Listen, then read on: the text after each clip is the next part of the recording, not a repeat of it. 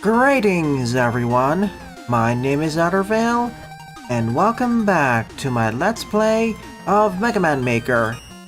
In today's weekly morning livestream, I'll be covering a combination of both Veersman levels and other levels I found online for the next 2 hours or so, and then afterwards I'll showcase the art posted on the Discord server.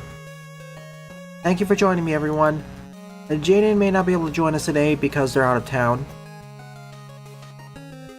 And today I'll have 2 streams.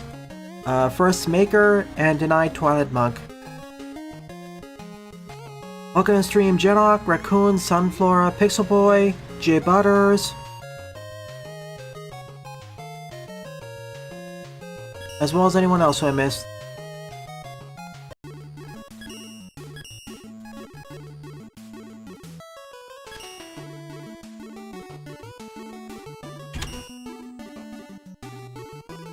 Glad to see you all here.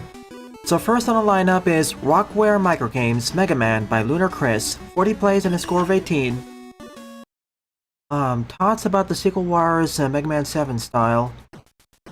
I was just reading a conversation on it on the Magmal Tree server, or Megamix server.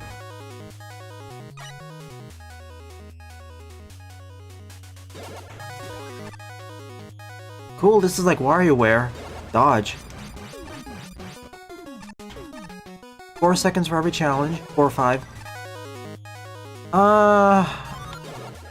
Swing.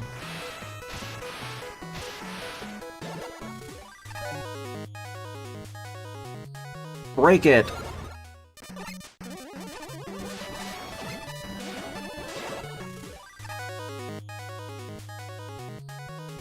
Flashed him. That could have gone horribly. Get across. Oh no! This is Doc Napalm. I'm sorry.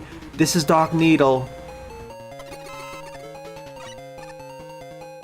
The infamous one. Slide! Oh my goodness. Give me a moment, Pixel One, and give you my full thoughts. Build!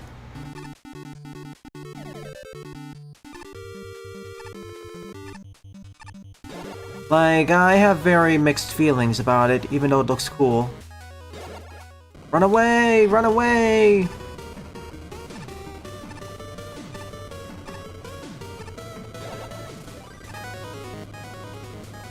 Climb.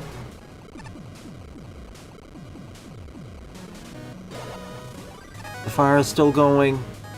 Snag it. Oh, pfft.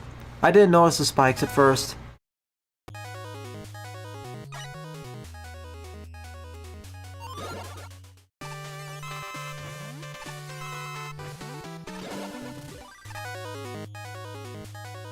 Detoxify.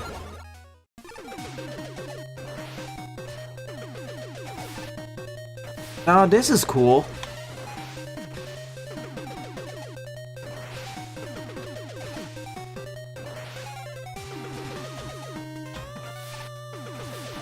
Oh my goodness. Boss time. Dodgeball. Oh yeah.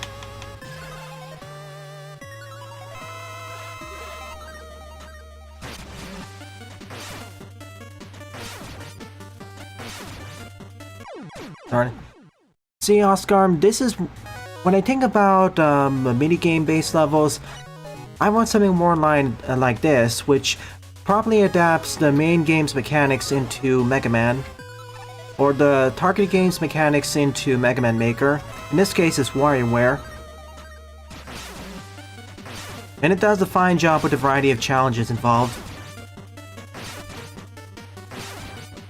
I know it's supposed to be microgames, it's more like minigames here. I should not have turned. And all these mini stages and all these micro stages are based off of other stages across the classic series. It's great.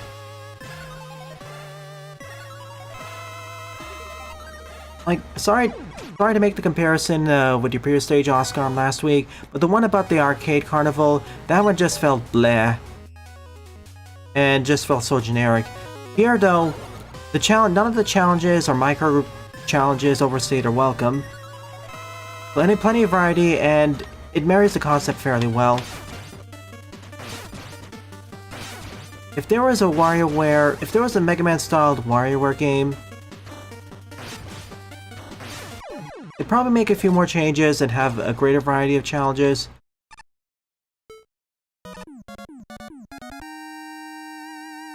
Oh, I could go even further, I guess. GG. You know, I want to see something. Is there more challenges after that?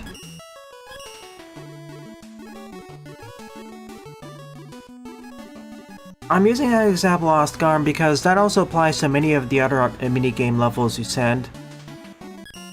With certain exceptions like the Arkanoid one, that was cool. It just feels like you adapt many of the levels straightforwardly without actually making it work better for Maker.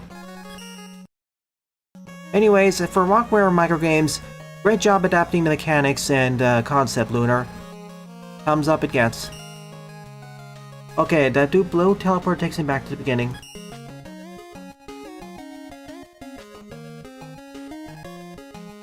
Well... Again, Oscar, you're gonna have to prove it to me. It's not just one level I'm referring to, now it's multiple. Okay, Pixel Boy. What did I think about the Sequel Wars new style?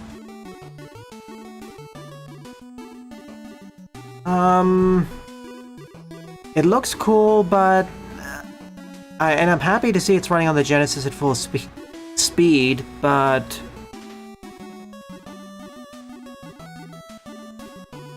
The fact that they axed EX mode for this is... Okay, the reason why they said they axed EX mode was to avoid scope creep, as well as some other weird things about faithfulness to the original source material, but... yeah. But having an entirely new Mega Man 7-like mode with different level design and somewhat different enemies and redrawing all the sprites to be bigger and more detailed, that just seems like scope creep. That just CL scope creep to me in a different way. I don't know. I understand cutting out the EX mode and just focusing on the main game, like what Episode Red did. But having this as another mode that's in co-development, I feel like this should really be saved for post-game content, or finish up the first 3 Sequel Wars games, then do Mega Man 7 style, the EX or new style. Right now, though, it just reduces the chance of the game actually being released.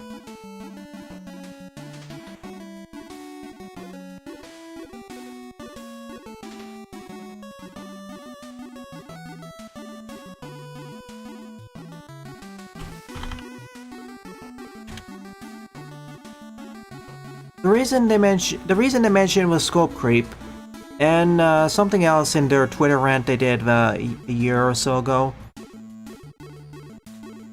I can totally understand why they would scrap it or push it aside. Well, the way I would do it probably is finish the 3 games first in Sequel Wars and then do EX mode or new style. My argument is that, okay, you can scrap EX mode for now or put it aside because, fair, it's a small team, but now introducing a new style with Mega Man 7 graphics and modified stuff, I don't agree. I don't think that seems wise, unless the effort required for the new style isn't as high, or isn't as great. Anyways, that's my 2 bits on it. 2 bolts. 2 coins. 2 star pieces. Anyways, second up is Balloon Burst Fight by Oscar. 83 plays and a score of 28. Now, would I like playing that? Oh, sure. The new style looks cool. Maybe not as good as the EX style, but it's fine.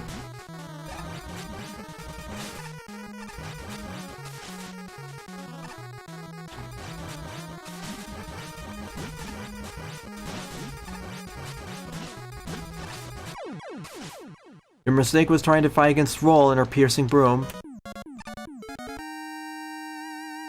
I mean, it's a simple boss fight, good for an intro.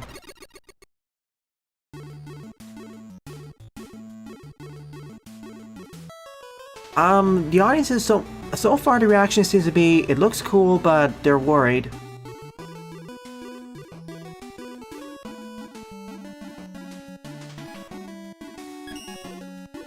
Like, the audience isn't alien in the sense of what's seen here, it seems, for the most part. It's just, concerned that the game, there's less chance of it coming out. Keep in mind that Woodfrog's also making Till and Hat. So it's basically like 3 games simultaneously now. Well... Okay, Mega Man 5 and Mega Man 6 Sequel Wars, Till and Hat, and now this. I don't know. Number 3 up is Punch Man by Power Simplified, with 41 plays and a score of 4. Oh, cool. Power Simplified is also posting more levels now. I understand that fan projects are a labor of love.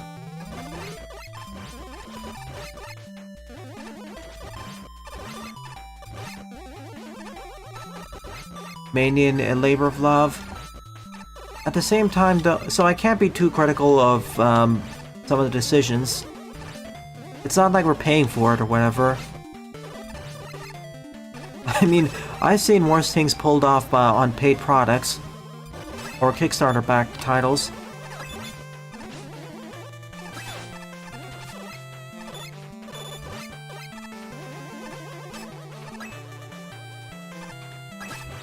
Oh no.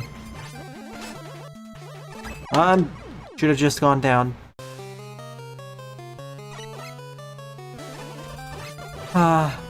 There is another Mega Man 7 game I know that's in development.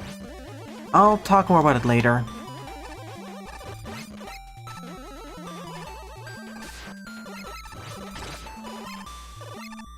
Oh, I certainly am, Mop Brothers.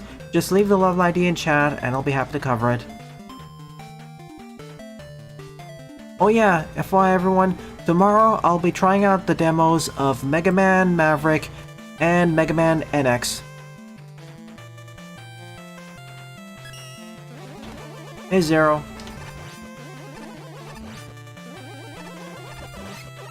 That's not the one I was thinking about, Sunflower. There is another one in development too.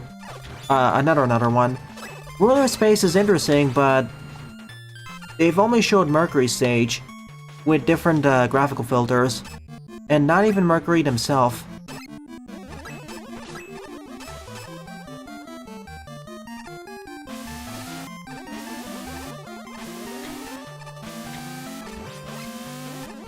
Hey Iceman. But yeah, Rulers of Space is something on my note, but development on that is too early. Yeah, if this is based on Iceman, I was expecting there to be footholders or this thing.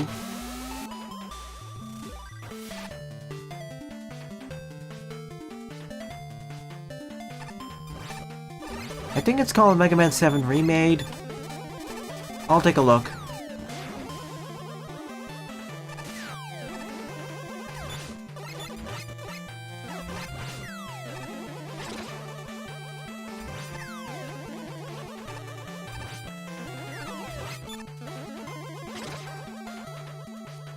And as a reminder to those not in the know, which is probably a few people, but never hurts to remind, Mega Man The Sequel Wars is being developed for the Genesis as a homebrew fan game. It's not like one of the Mega Man Classic it's not like pretty much all the other Mega Man Classic fan games I've covered on the channel, which are made in either Game Maker, Godot, or custom modern programming language.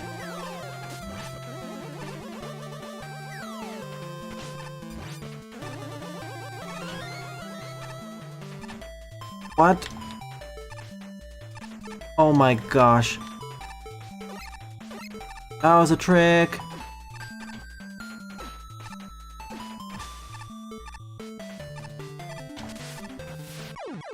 I didn't notice those eyes.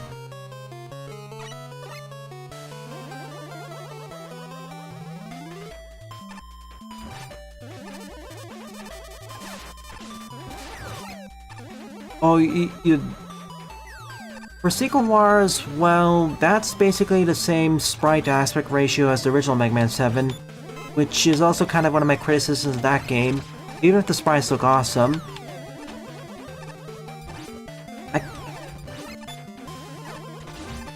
Because it's a homebrew game and not a fan game, I don't know how the next suggestion is kind of iffy. I don't think it's really possible. I wish they could zoom out the camera. Like, I love the sprite work of Mega Man 7, it's one of my favorite across the series, but, takes up a lot of the screen real estate. It wouldn't be so much a problem if the game was widescreen, or the camera was pulled back further, but I thought it was further away.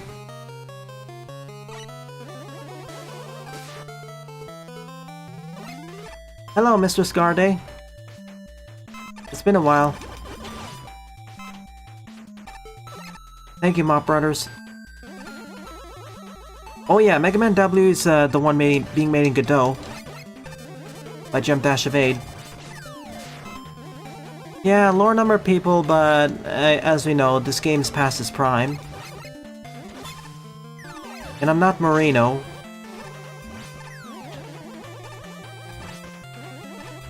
I mean, even Marino's branched out quite a bit.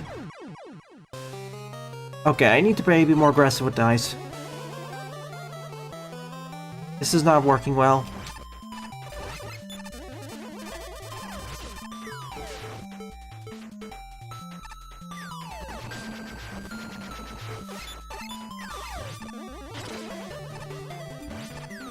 I'm just too afraid because this is Maker Ice physics.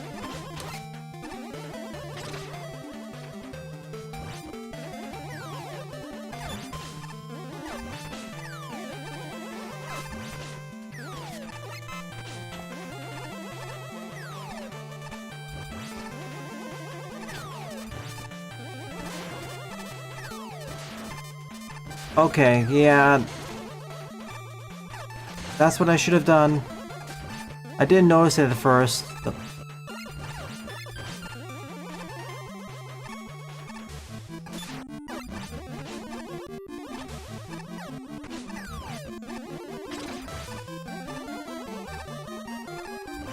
Hardest section of the stage is done. Oh goodness. I can see why the stage got a kind of a negative score just for this section. It is a kind of a difficulty spike, but it's doable.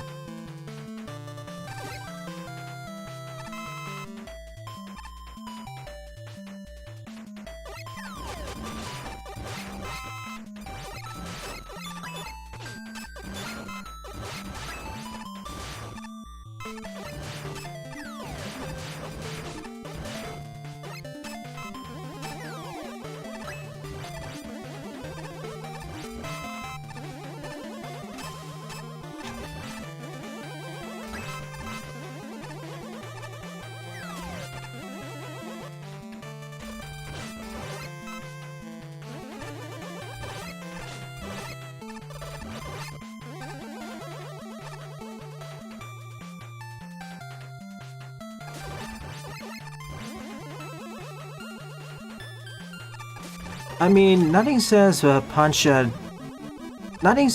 man cannot be a Ice Road Master. Oh my gosh. Wisely, these are not ice tiles. Imagine if we had the rain plus ice tiles.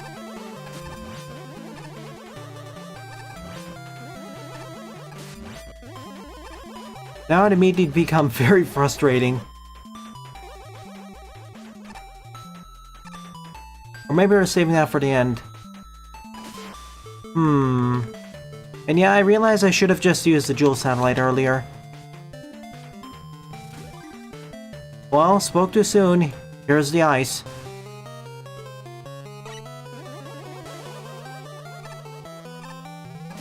Perhaps Mop, but we don't have EX mode, and I don't know what they're gonna fully do for new style. Ah, that's a lot better.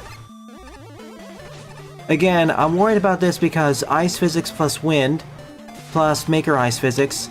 I have to keep clarifying Maker Ice physics because, they are not the same as ice physics in many other games.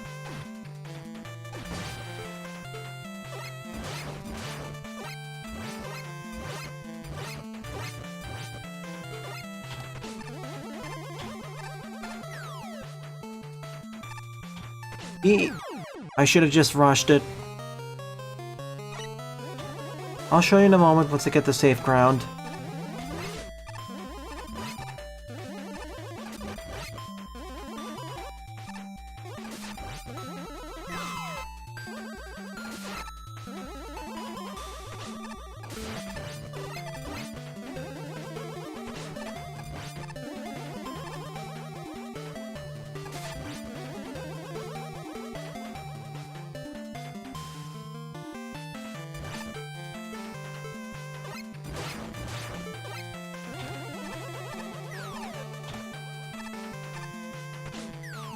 Okay.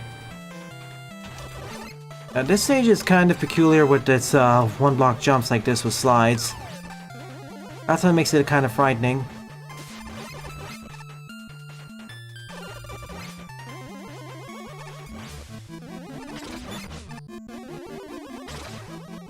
Like, there are several of these gotcha moments that you need to react quickly to. Want to survive? Make your ice physics strike.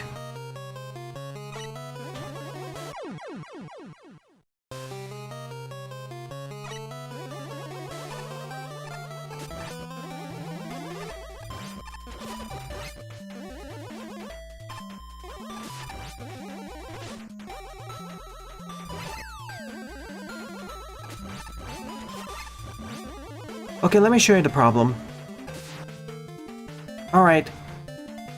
Hold right, let go. We have solid momentum for Mega Man due to sliding on the ice. I'm okay with that.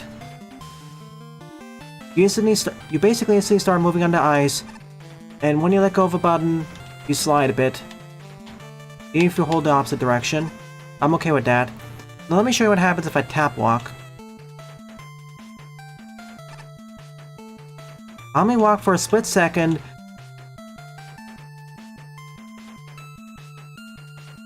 I only walked for a split second, and suddenly I get an instant boost in momentum. This is my ultimate problem with the Maker Ice physics.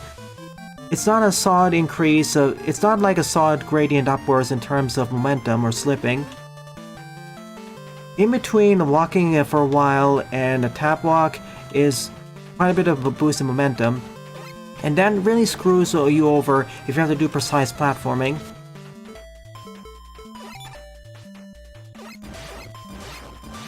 So whenever I say Maker Ice physics, I'm referring to this thing.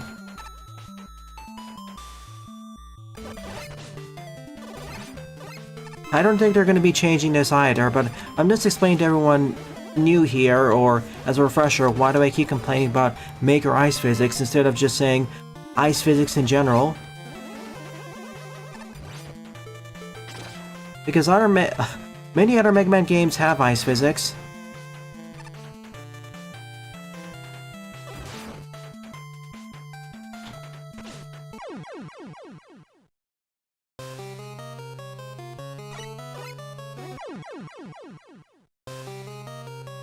I can definitely see why this got a kind of a polarizing rating. You're combining some of the more frustrating aspects of Maker together.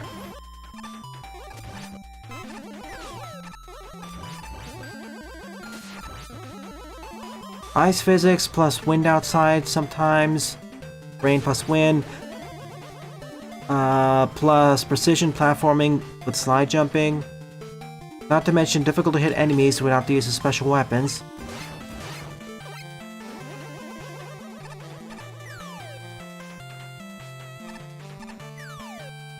Also, platforming that forces you to either react quickly or approach slowly. So it kind of has a stop and go feel unless you're really good with the game, or you already know the stage's design. Like, I could have tried avoiding that shield attacker, the problem is the positioning.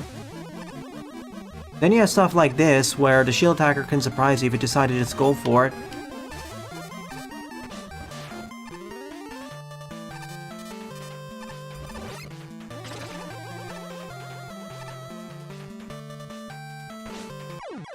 I suspect. And the placement of that is also on the other end, so, yeah. This last section is stop and go central or jerkish, take your pick.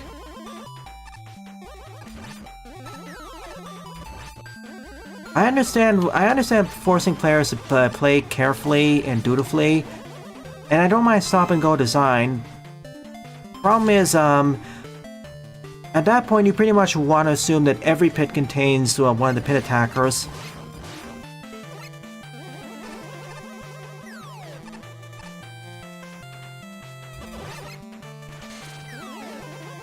At this point, it's not really Maker Jank that's an issue. It's enemy placement, which is, kind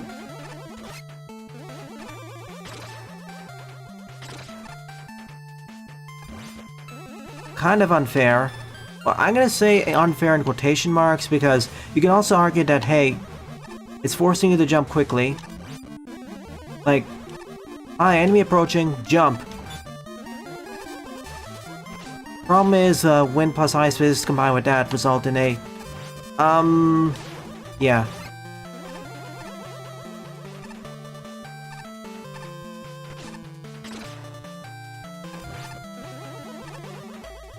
Okay.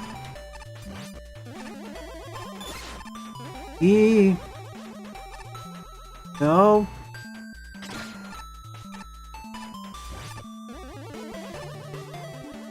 I don't care. Yeah, I thought. Okay, that one wasn't so bad because I could just inch forwards, but it's not the Mega Mix engine. Inching forward on ice is as a very, very, very well established spooky.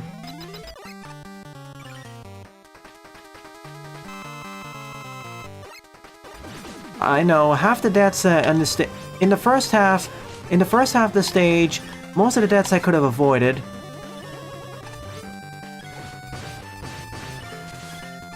But in the second half,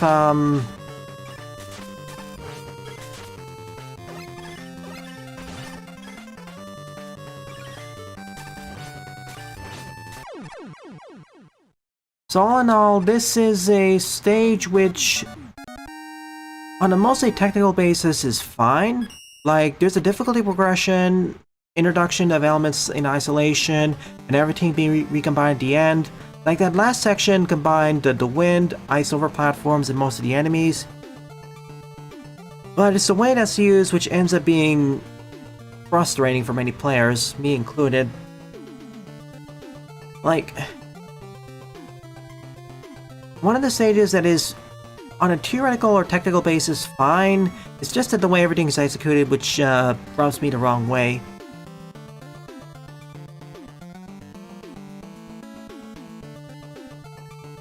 Honestly, if you were to just remove most, if not all, the shield attackers from the last section, most of my deaths and frustration would evaporate away. Like, dealing with the wind plus ice physics plus the pop-up attackers is difficult enough. If you want to have another aerial enemy that is salsa player, try adding Pukapellis or Tellies, instead of something that charges forwards like that. So you give the players more time to get rid of the threats.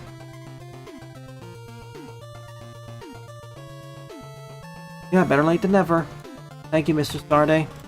So I'm not gonna downvote this level, but I'm not gonna upvote it either. But you're getting there. It's not like many other stages which are just boring all around. This suffers from a different one. I'd still put this above many of the other quote-unquote traditional levels posted on Maker. But eh.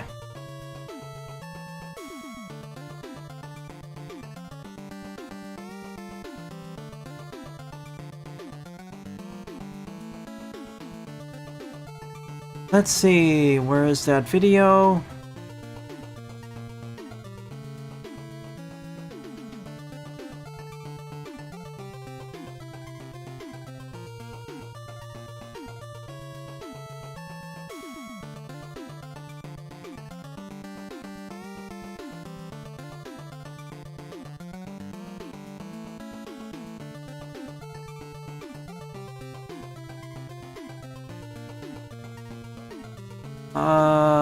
Think of it as a short pause while I get that fixed.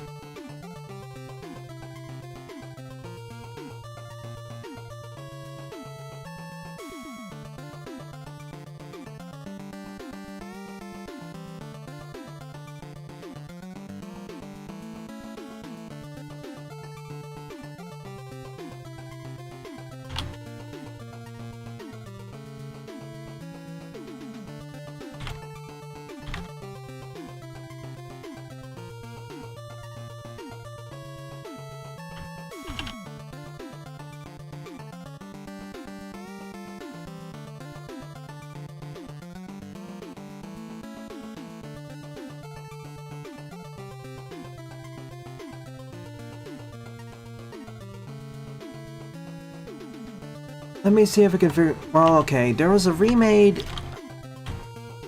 Huh, okay.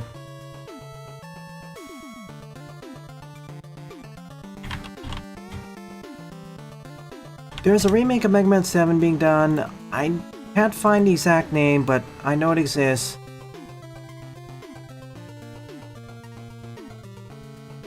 I'm just gonna thumb through all of this. I'm doing it because I really want to signal boost it.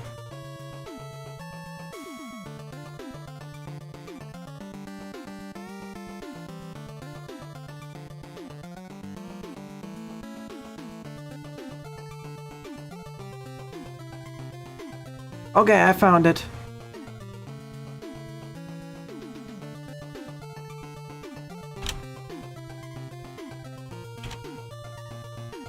The other Mega Man 7 fan game in development is Mega Man 7 Reimagined.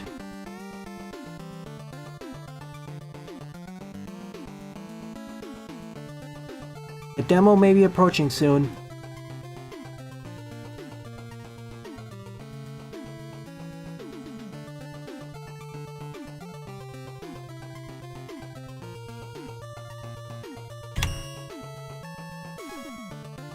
Alrighty then. Board up is Parappa Palace, but it's a Mega Man level by PJ the Human. 20 plays and a score of 3.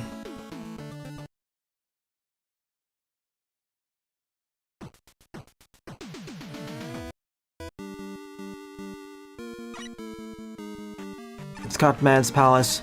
Also NSF replacement. Welcome to a Zelda 2 dungeon. I'm not sure which palace this is. When I played Zelda 2, I called the palaces by the levels, like level 1 palace or level 2 palace, or palace 2.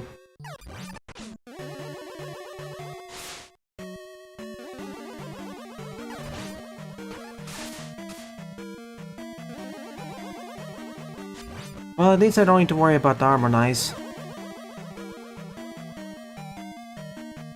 Oh yeah, how's your weekend gaming been? This is the level 1 palace. Got it.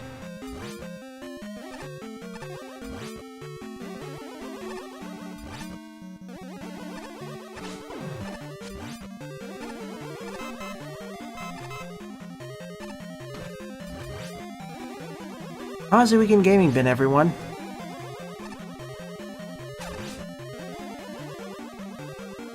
It is. Zelda 2 was made back in the NES era, where sequels to games weren't necessarily expansion pack sequels or direct iterations or expansions. In that era, sometimes they experimented quite a bit. Like, at least in the West, we got, instead of getting the lost levels for Mario, we got Doki Doki Panic, which was certainly quite a different thing we were expecting than for Mario 2. Although back then we didn't know what to expect anyways. Like, sure, it's not exactly a direct iteration of Super Mario Bros. 1, but it did introduce a lot of things that would become used in the future parts of the franchise. Zelda 2, meanwhile, feels like a much more radical departure from Zelda 1, adding in even more RPG elements and going for a 2D perspective.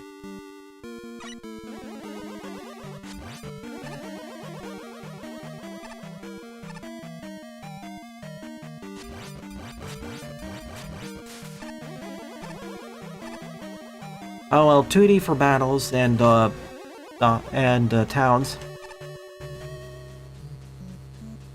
And dungeons. Meanwhile, Overworld was about the same.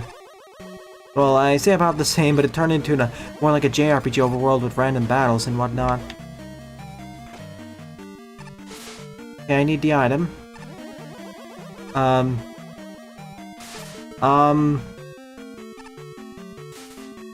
Okay, don't go here yet.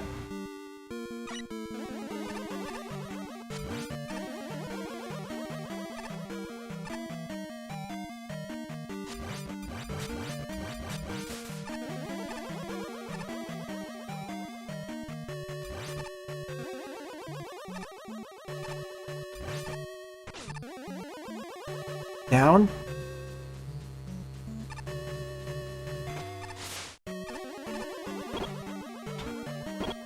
You must be the Armos.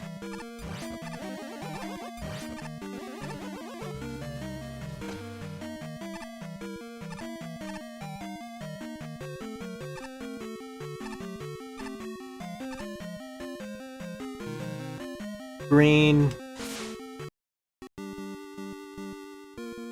Okay, that's not the way forwards either.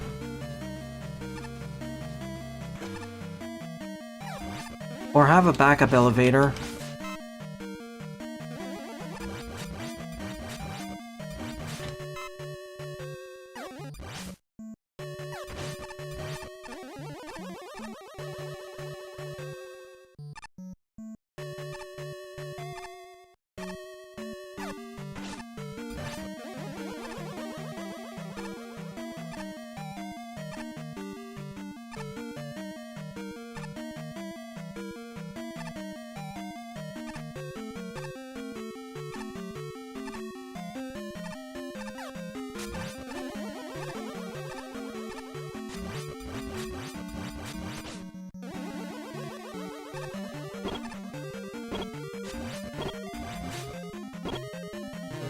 Oh no. Okay.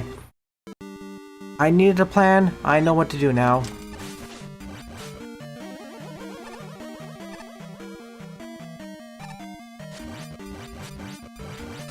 Oh, you saw the trailer for reimagined J Butters? Yeah, it looks cool, and it actually fixed one of my issues with the Mega Man 7 sprite real estate. By making the game widescreen, that actually, you can now see further ahead. Hey, Nuclear. Yeah, I know, some of the enemy... I know. Some of the playable characters they're introducing are gonna be kind of crazy, but honestly, I feel like they have a better handle of what scope they want.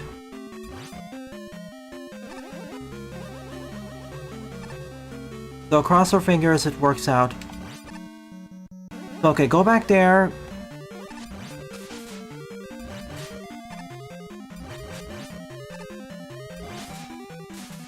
Now go back down that pad and grab the spark shot.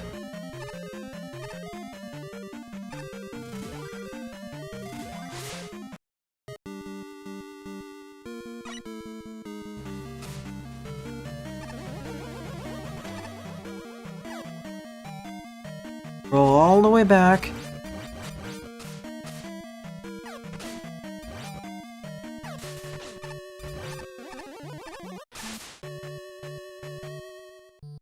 And I appreciate more fans are branching out and experimenting. And not feeling like they have to be fully constrained by the original's limitations and whatnot.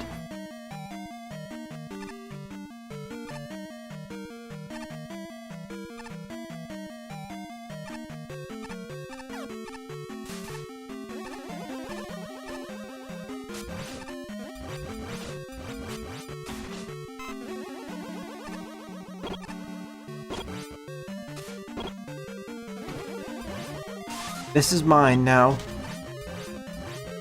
Now I just need to get out of here alive.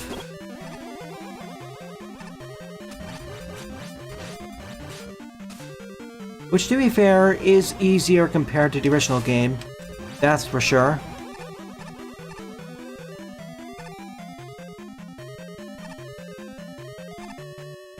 As I was saying, welcome to the stream, Nuclear. A bit of a smaller crowd today, but that happens.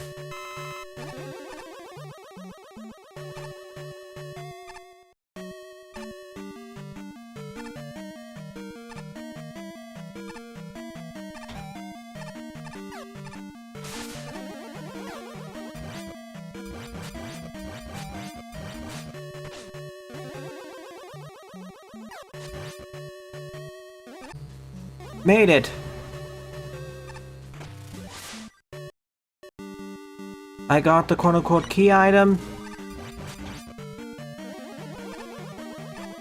It's also kind of weird because in Zelda 2 the dungeons didn't quite have key items. They did have keys, but well, you certainly did make it more interesting.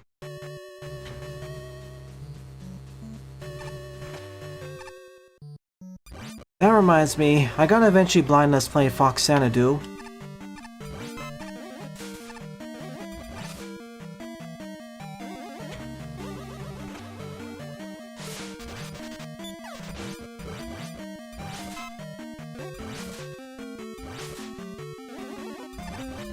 There's the green key that I was looking for.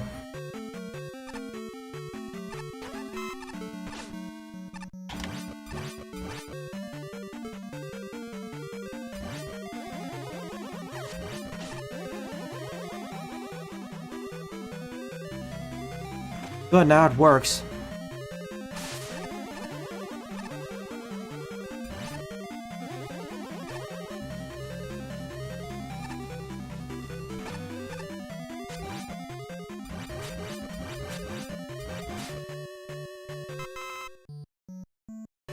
Zelda 2 is interesting. I beat it with a guide. I'm wondering if I decide to play it here, whether I'm going to play it with the original or the decomp.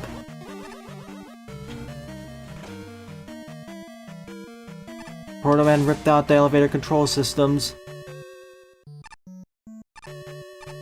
Alright, after all that wandering around, by accident, deliberate, whatever, we're gonna fight the boss now. Before it was like the Horse Knight. Hi, man? Okay.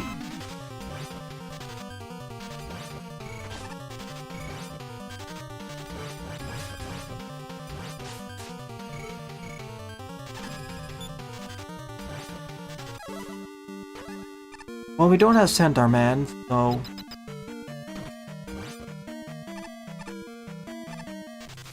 Dungeon 1 complete.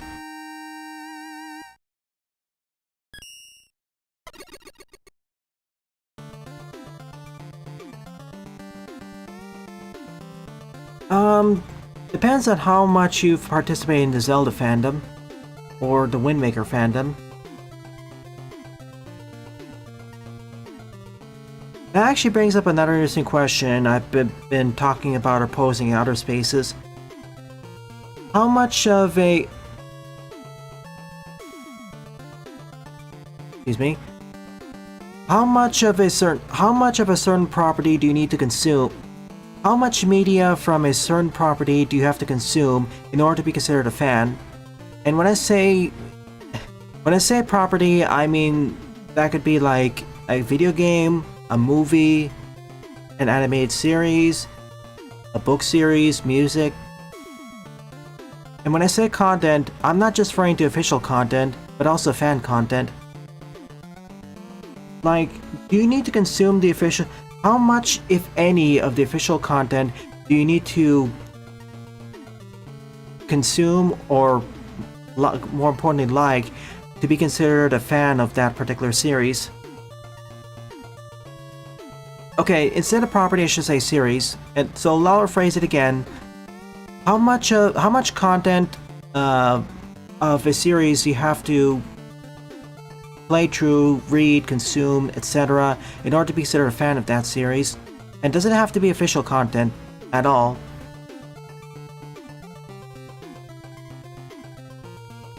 My opinion is that if you care enough about it, then you're technically a fan. Yeah, I go with that, Jay Butters. That seems fair enough.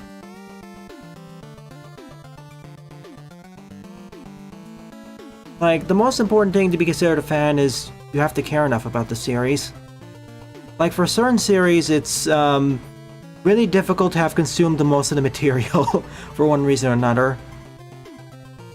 And at a certain point, if a certain franchise or series gets big enough, it's honestly fine to consider yourself just a fan of the individual parts of it, or certain segments of it. Like, take for example, Gundam. That series is at least... It's nearing 40 years old now, and it's way too much content to go through as a regular person, especially if you count more than just the animes.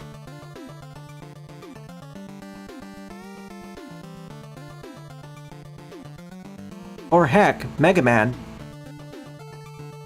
There's a reason why I consider myself mainly a Mega Man Classic and Mega Man X fan. Or you could call me a Mega Man fan in general, but if you were to ask me a lot of the minutiae, especially in the later games or stories, even in Classic, I'd throw out blanks or make up stuff. But I still consider myself a Mega Man fan. I feel like I've crossed the threshold of caring enough about the series and have played enough of the games. Okay, I feel like I've crossed the threshold of playing enough games and, more importantly, care enough about the series. I feel like if I didn't care this much about the series, I wouldn't. I feel like if it didn't care this much about the series, I would not have covered this many Mega Man fan games, especially the ones which are, to put it bluntly, not that good.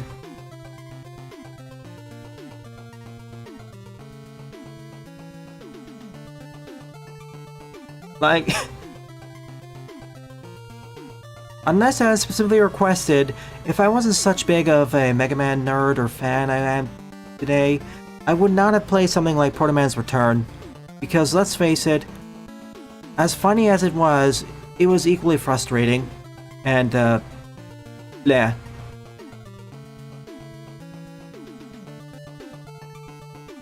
Like, I don't just cover fan games. I'm not just a fan game player in general. I'm specifically a Mega Man fan game player. If I was a fan game player in general, I would have covered a bunch of Mario, Sonic, Zelda, Metroid, and Castlevania fan games by now, but I haven't. Like, there's plenty of good stuff there.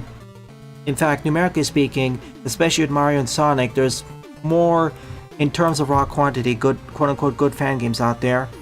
And ROM hacks. But yeah. That's my next 4 bolts on this whole thing.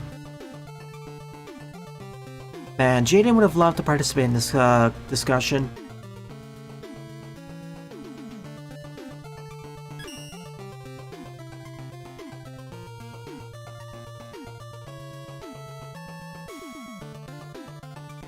And just having played a game or read one book or watched a few episodes of a series doesn't necessarily mean you're a fan.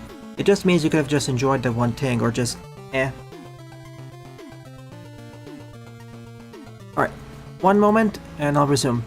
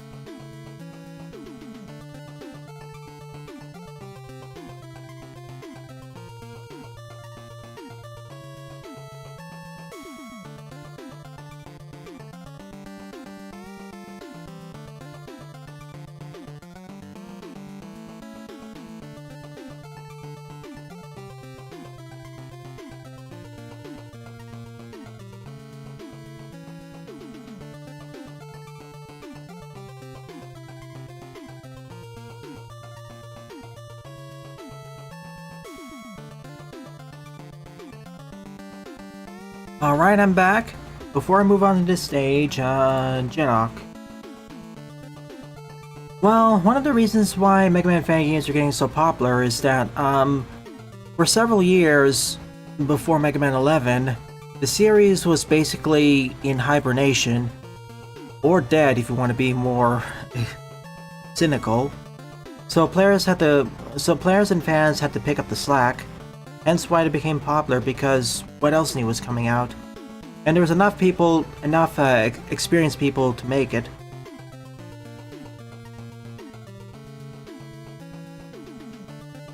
I know Capcom was doing re-releases, compilation releases, and cameos and callbacks and references, but fans were the ones who were carrying whatever was left of the series back then. Unlimited and Rock Force, I'll say that.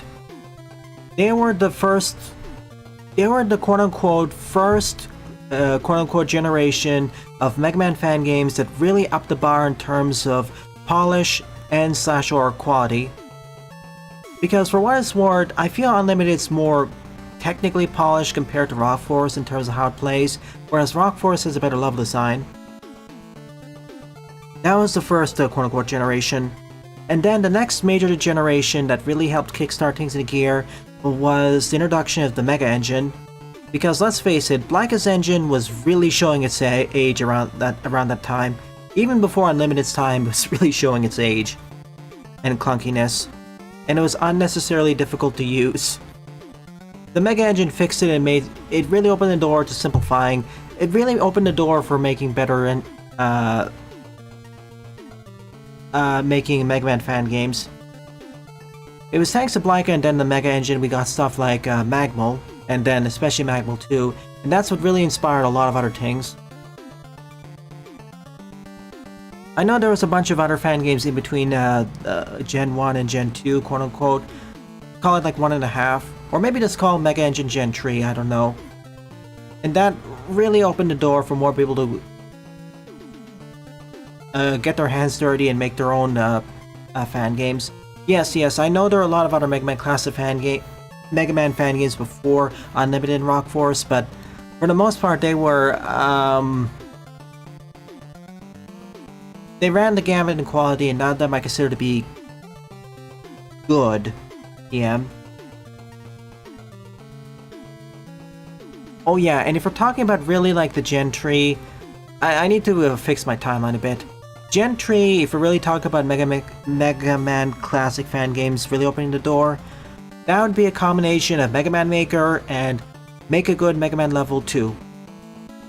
Like, Mega Engine was nice for Gen 2, but it wasn't... You still had to make a full-on fan game with it, just made it easier. But with Mega Man Maker, you know how to break through. Now you can make levels in a Mario Maker-esque format and easily upload it to a server where other people can play it. Because Mega Maker, as it was known back then, it did two things, really. It not only made it much easier to design levels in the Mario Maker-esque format, it also made it easy to upload it to a server where it could thereon be shared and played with other people. Because if we just had the level design... Because we had Mario level designers before, but they didn't get as much popularity because... Well, you had to upload it somewhere, and that's the main limiting factor. There's a bit of a pain point there.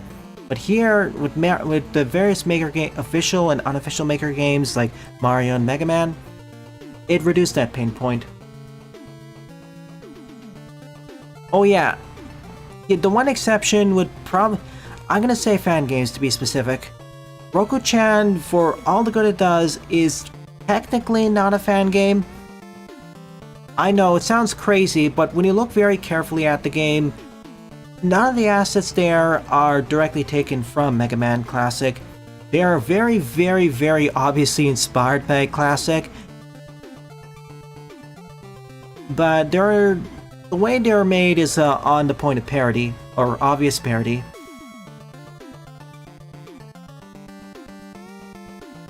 I think we still would have had Mega Man Maker without Magmal, but we needed both together to show the development fandom the multiple ways of going forwards.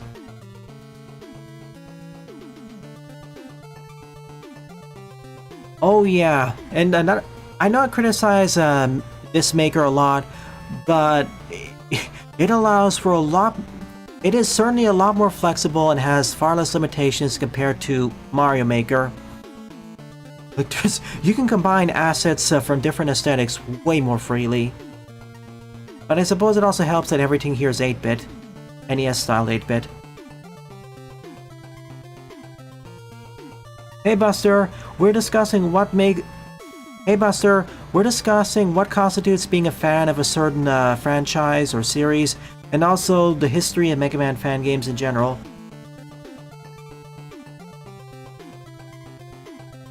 Like, Mechanic Man and especially Roku-chan, they're basically freeware Mega Man likes. In the case of Roku-chan, it's basically, for all intents and purposes, a fan game without being a fan game.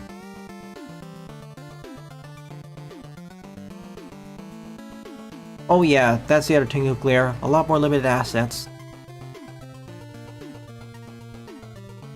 Mechanic Man is more different enough to be considered like a freeware Mega Man like.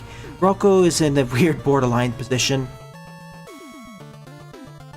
Heck, if we're gonna talk about fan game likes that are also technically fan games, Shanghai.exe.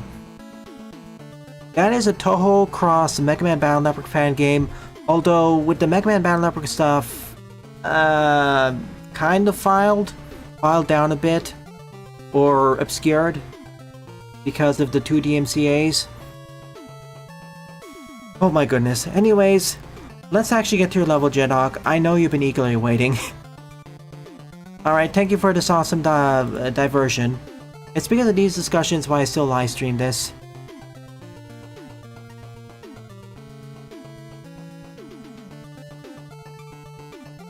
Oh yeah, Megamari.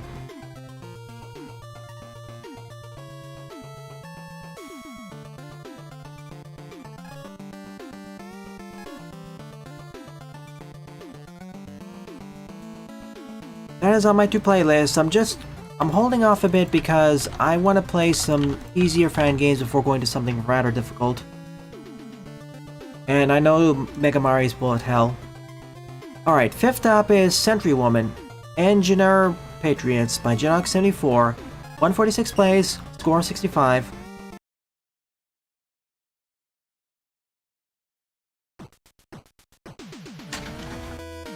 Switch 3 already?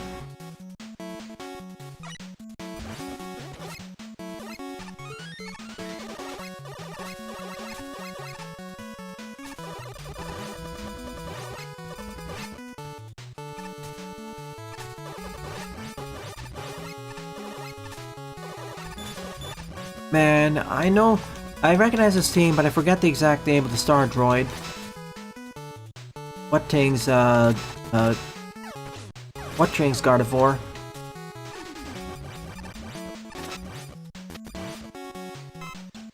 Mars, thank you.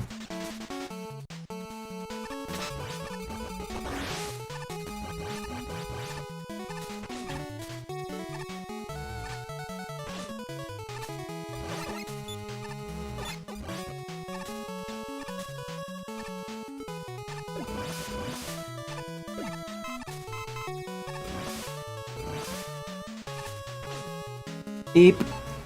That was bad. I should have just rushed forward, and now I shall. Let's go.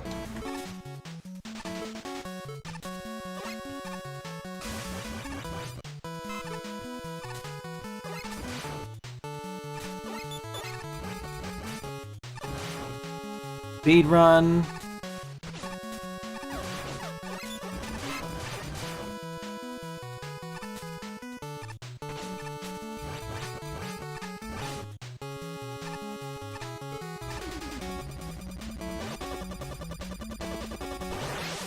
Sorry, Buster, but it proposed a seminal... Sorry, Buster, but it's a seminal part of Mega Man Classic fan games history. So you're gonna keep hearing about it.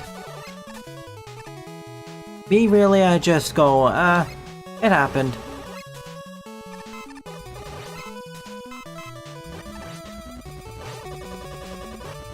Cyrano seems awesome.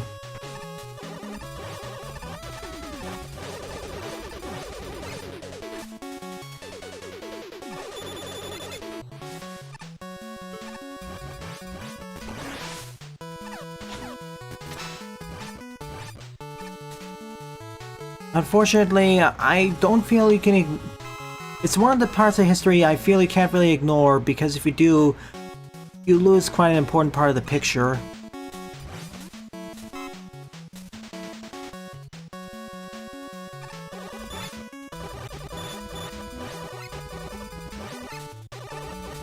Like, it doesn't matter if the game is bad or good or whatever you think it is. The fact that it made such a splash should not be ignored.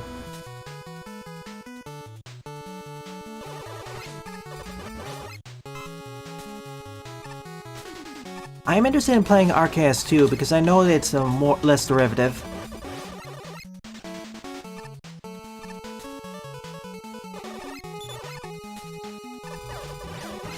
Oh, hi, Old Navy. Wait, Old Navy? Or Old Navy? Wait a second.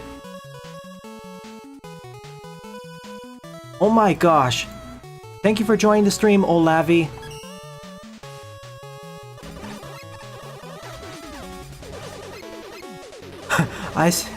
I'm planning on covering your in-development fan game tomorrow.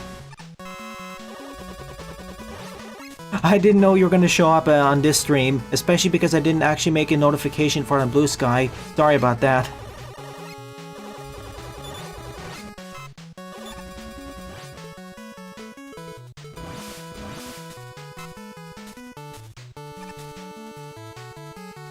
Yeah, tomorrow I'm planning on covering the in-development demos of Mega Man Maverick as well as Mega Man NX.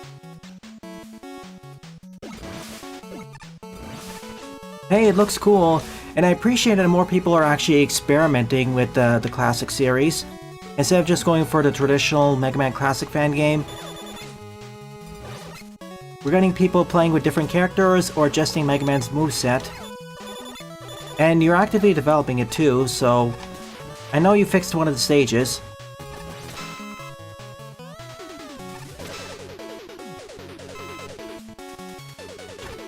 Oh yeah. Let me finish this stage and I'll give you my perspective on... Oh, and never mind, I'll just give it right now. Navi, the reason why Unlimited gets quite a bit of hate nowadays, or maybe not hate, but dislike, is that, well, it's kind of like a correction to all the love that Unlimited got during its release. Well, it's not just the love, but all the silencing of criticism that Unlimited had back in the day. Way too much silencing. Like, I like Unlimited, but it has some notable flaws in my book. And no, I'm not just talking about Rainbow Man or most of the Fortress.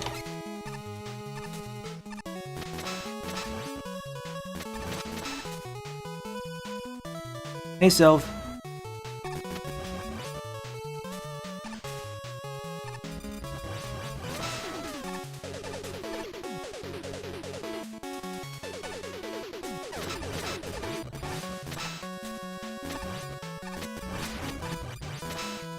I like it too.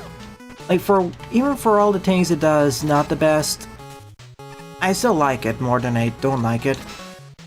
Okay, the things I'd say I don't really like is that, well, the lack of an unlimited lives system, or the option for unlimited lives, the stages go on for too long, although that's also a bit subjective depending on which stages are at. The checkpointing needs to be more generous. Some of the boss bouncing is kind of wonky. And, maybe the story, but I'm okay with the story.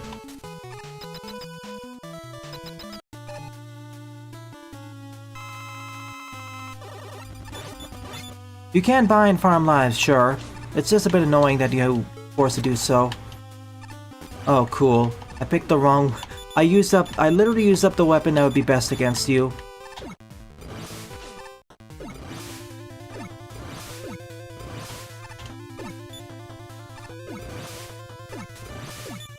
Hang on a sec, I need to focus on him.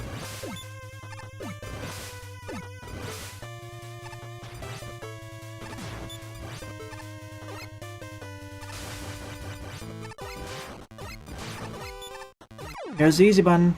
Okay.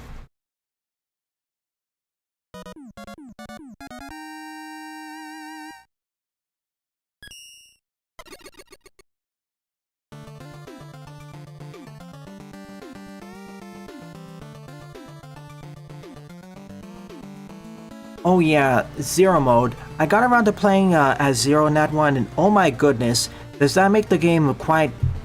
That certainly changed up the experience, and IMO, it does make the game more fun. I kinda wish Unlimited did the same thing as Rock Force, and give you an option to give you the option to choose the number of lives you start up with, as well as the number of checkpoints. And maybe tune and give you separate options for the level and boss difficulty.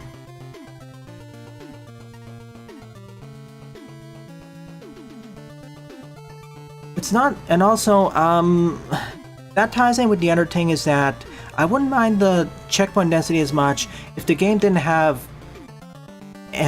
all those spikes and other instant death obstacles, hazards. I mean, we made a joke about Mega Man spikes for quite a while.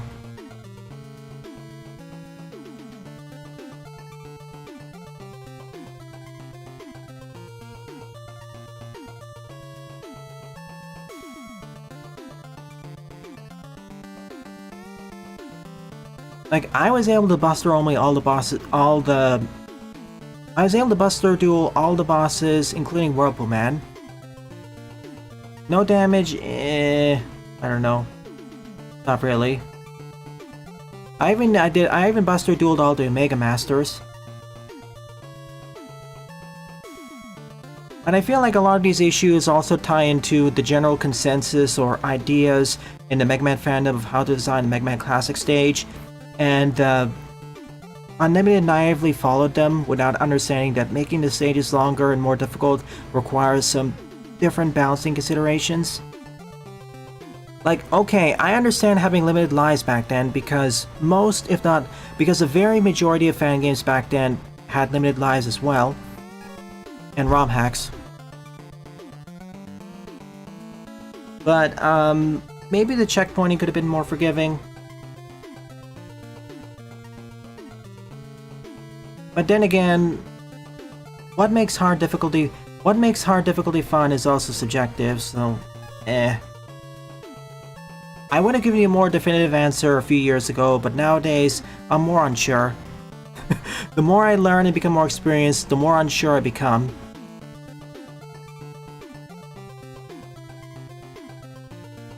Oh, I understand that, Olavi. I already know one of the criticisms that may be levied. I'm going to figure out what I'm going to say about that. Oh yeah, feel free to join the Discord server so I can ping you when the stream will start.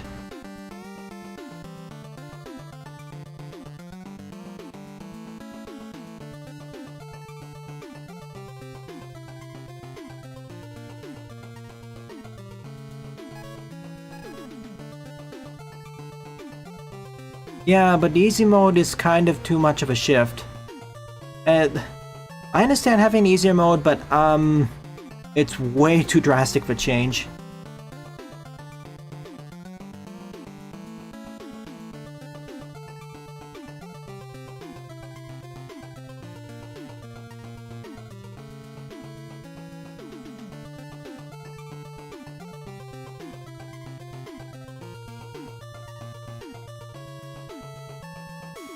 I will say one thing, Olavi.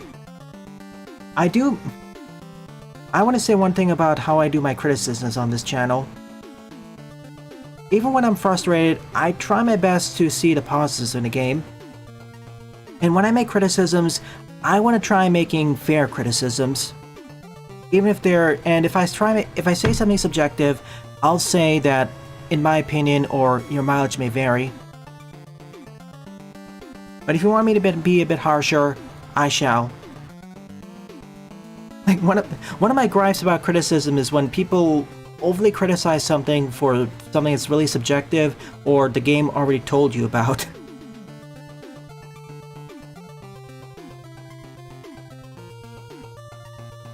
One of the challenges just sucks is also, the more I find it, your mileage may vary too.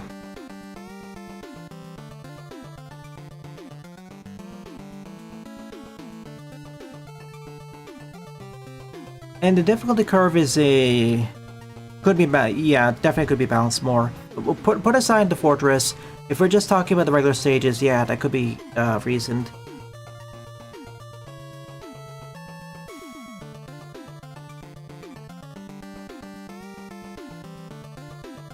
Again, I'd be a lot less critical of Unlimited if we started with Unlimited Lives option and /or had more checkpoints. But as most of you know, I tend to be more forgiving of certain elements.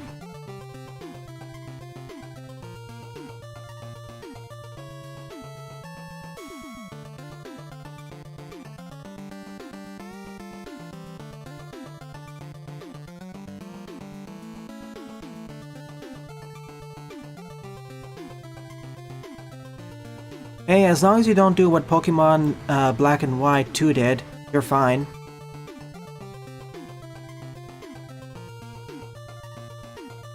See, Buster, I take in consideration how a game sets up the life system and checkpointing when considering difficulty. If Unlimited was made with the consideration of more checkpoints, I would temper my criticisms.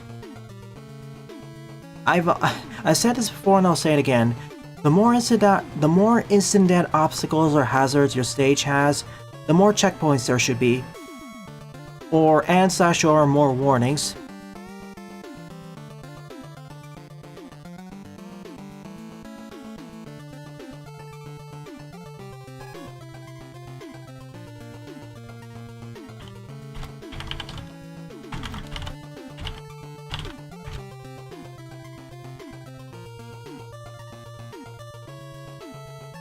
So here's the dumb thing. To unlock easy mode in Black 2, you need to defeat the champion in White 2, and then transfer the key to Black 2, which allows you to play easy mode.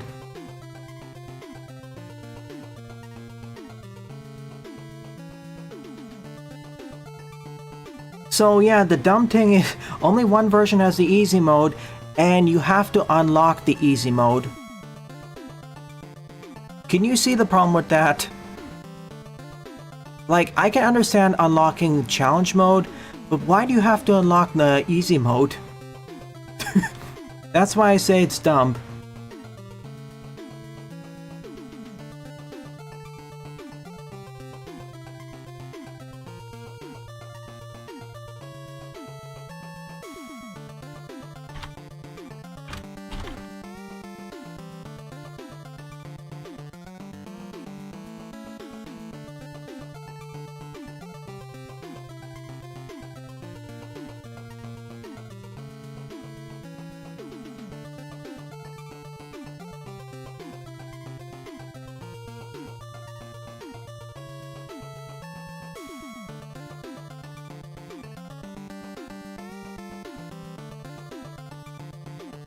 Oh, thank you, Sunflower and Buster. I never understood why do you have to beat a harder challenge to unlock an easier challenge like that? Okay, let me rephrase it. I understand unlocking an Infinity Plus 1 mode which trivializes the game by beating the game on 100% or hardest difficulty. But unlocking easy mode after normal or challenge just seems really backwards. But yeah, if it's Infinity Plus 1 mode, then fair. Then it's not really stupid, then I retract my criticism for Legends. But game transfers, that's what their Game Freak was doing for quite a while, so whatever. Well, at least Tatsu mostly learned a lesson for unique harassment.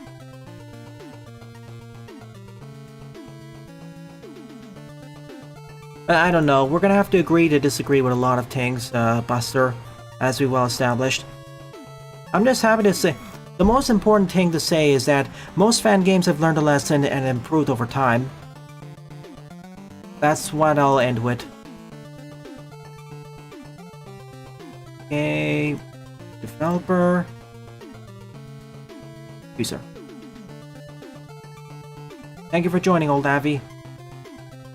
Anyway, after this 15-minute diatribe, let's actually go back to playing the actual game the stream was named after.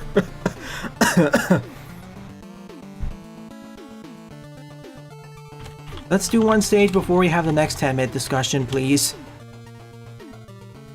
Sixth up is Undersea Volcano by Sunflower Zumaril. 46 plays and a score of 17.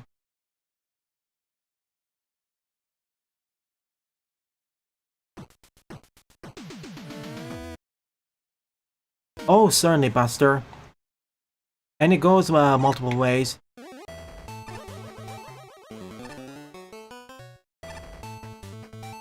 This stream is 50%, no, this stream is 10% Mega Man Maker, 40% Mega Man discussion in general.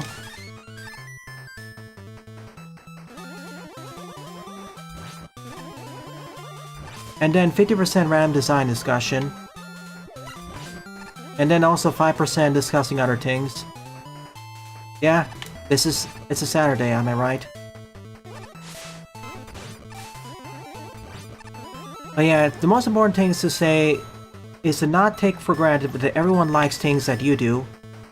Let me extend that statement. The most important thing is that not take it for granted that everyone likes or hates things that you do, and vice versa.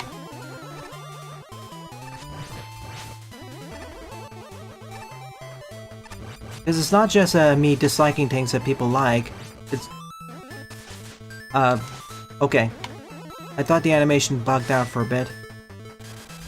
Like, it happened a few times where there were some things that people said I should dislike, but I didn't quite dislike as much.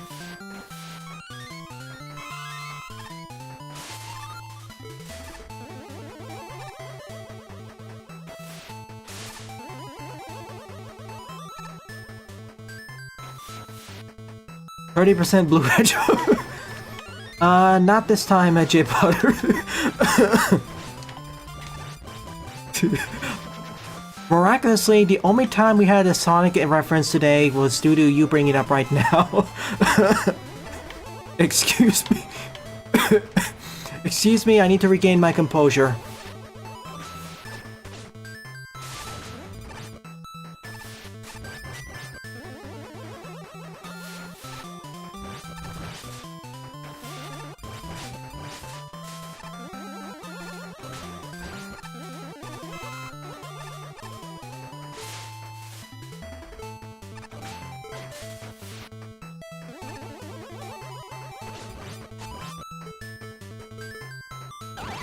Thanks. I'm sorry. I'm still laughing. Give me a moment. Wait a few minutes, then I'll respond to your question, Buster.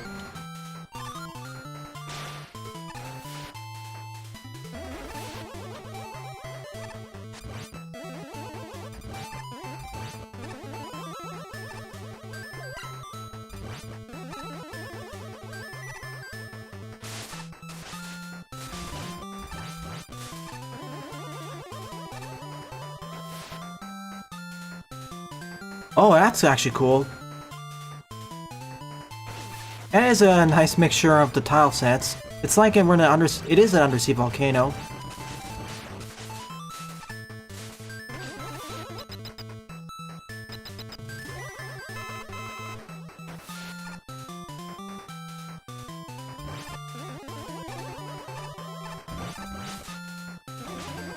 Aesthetically speaking, it's cool.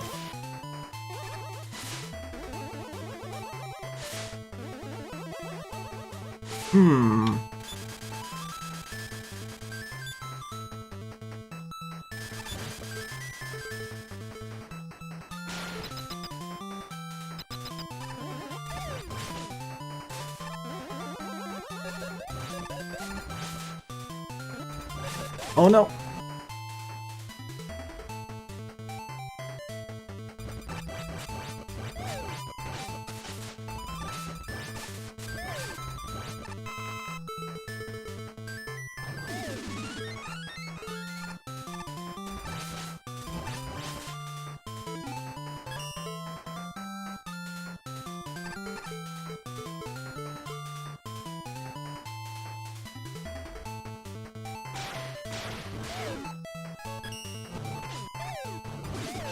Once again, NATO's awesome.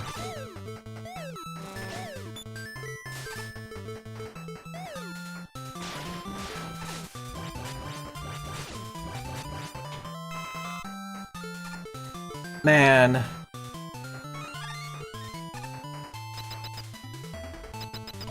By this point, if you want Sonic Cannon, you might as well go through the sub-series.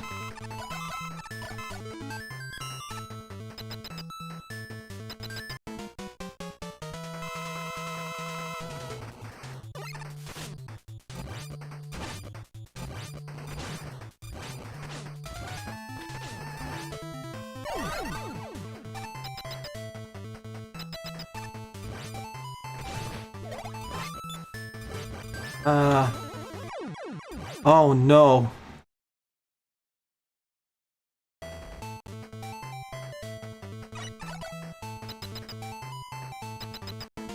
Uh-oh. Actually, that's fine. Okay, I mostly regained my composure. I don't know if I'm gonna watch the movie anyways. I still haven't watched the FNAF movie, even though the sequel's announced. And we already know that the sequel for Minecraft Movie 2 is Excuse me. I already know that the sequel for a Minecraft movie is coming out. It's in development. I was about to say... I had to correct myself because I initially said the sequel for Minecraft Movie 2 is coming out, but that's not the case yet. Oh, lava. I'm only watching it because I need to brush myself up for the memes and inevitable spoilers that are gonna happen soon. Hey, Splash. Actually, cool idea. Fire and water. If we're talking about overall stage design we've seen today, this is my favorite level.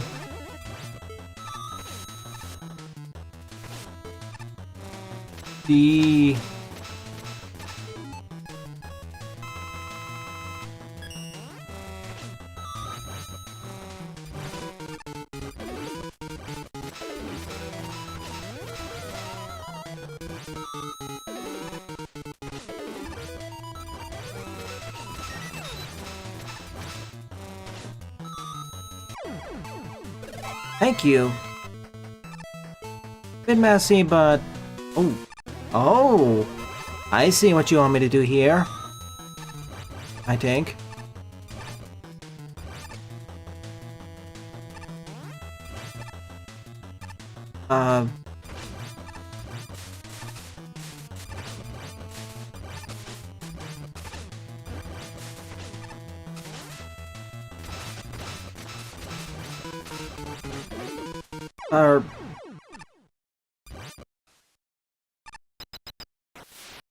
Okay.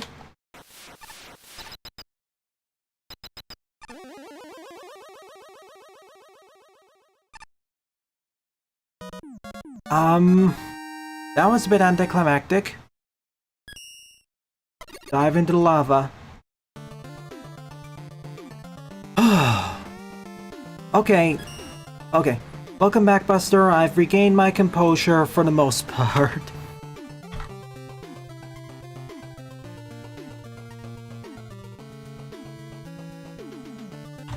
Let's see, catching up on messages.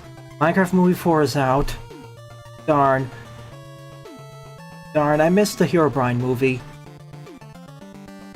We're gonna have a Smash Brothers movie probably if the Marvel movies don't implode. Alright. From Buster.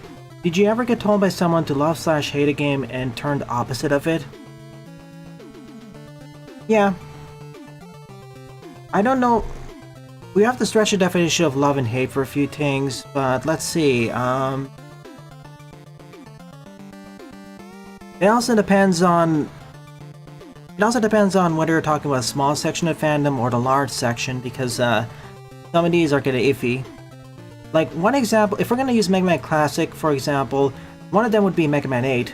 I was told to dislike the game, or by quite a few fans, and I initially disliked it, but when I actually played it for the second time, I realized that, wait a second, it's actually fairly fun.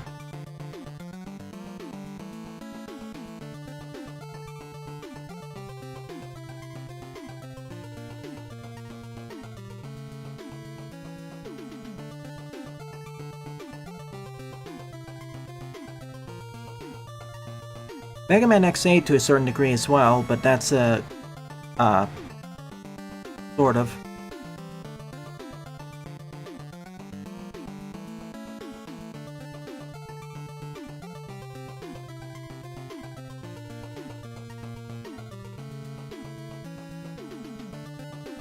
Challenge is defeated before the lava does.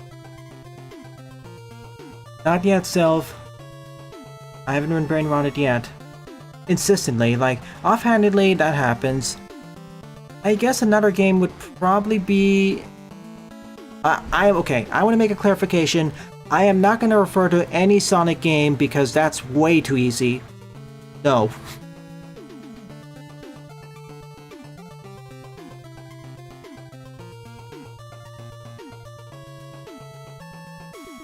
Let's see, that's for hate to love. For love to hate, well, for like to dislike, I want to clarify, as I don't really hate that many games.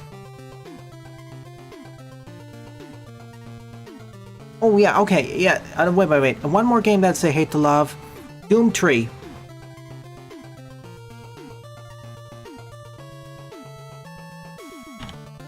I never really disliked it. But when I played more games and properly learned to understand what it's trying to accomplish, I learned to like it a lot more.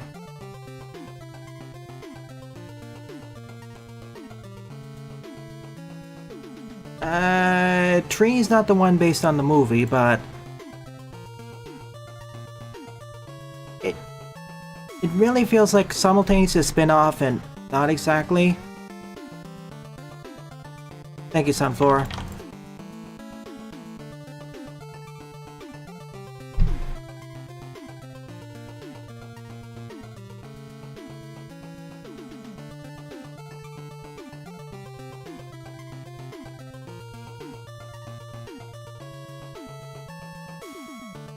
Okay, Zelda, I'm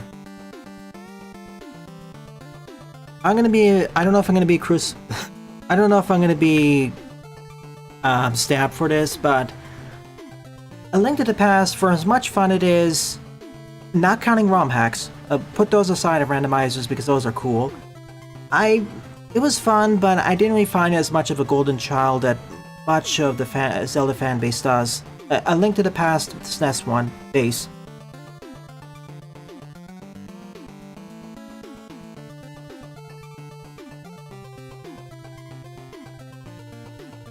I was told to love the game. I don't dislike the game, it's just like kind of eh. But I need to clarify this without ROM hacks. I'm more of a Minish Cap guy and Oracle's guy.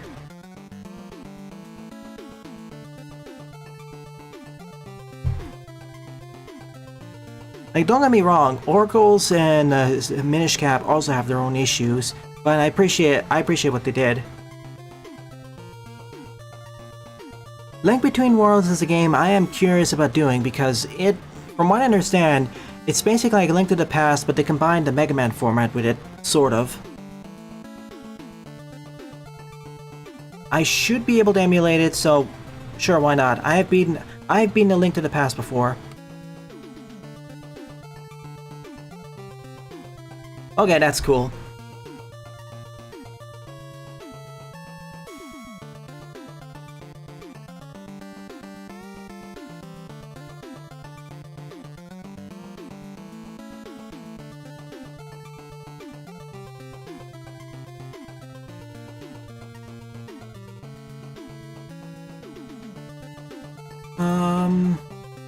As for other games that are kind of in a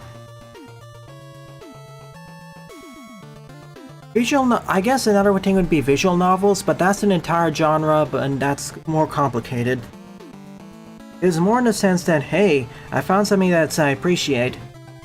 But then again, I already like reading fan works, so in retrospect, that isn't so much of a jump.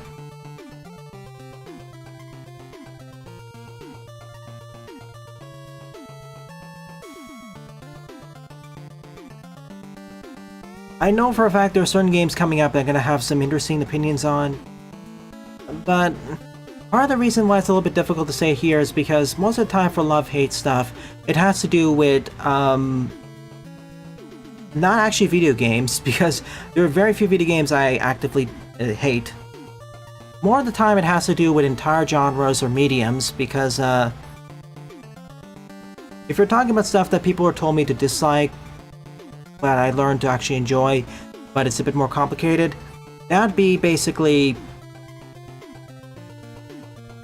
animated series in general, or to be more specific, anime.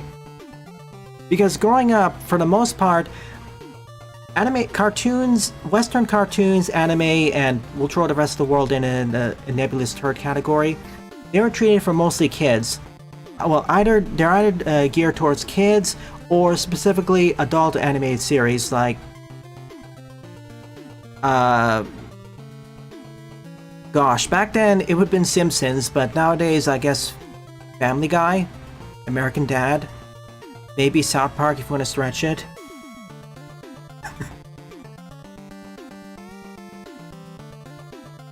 Back then it was kind of annoying because I legitimately enjoyed, still do, watching animated series, even if they're not really geared towards like adult audiences.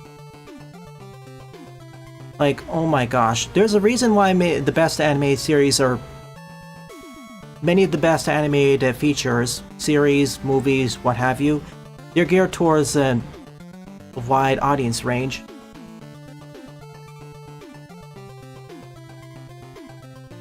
I do appreciate nowadays there's more appreciation and understanding that, hey, anime series aren't just for kids or like adults only. I'm really happy that's why we had the successes of the Castlevania anime, Arcane, or heck, even some of the things like Adventure Time and Regular Show. They really punched above their weight in age bracket, especially with a lot of the humor and references. Heck, even in the 90s we had a lot of stuff that really punched above its weight. Gargoyles. Heck, even nowadays, if you want to go out examples for Disney, Amphibia, Owl House. It helps that a lot of these series are helmed by people who love growing up watching the more well-regarded series. Like Gargoyles is awesome. Smiling Friends I appreciate, even though it is ostensibly an adult series, it doesn't feel like an adult series in terms of tone. Not quite, at least. Gravity Falls, throw that in too. A lot of these Disney Channel original anime series could fit in of the current era.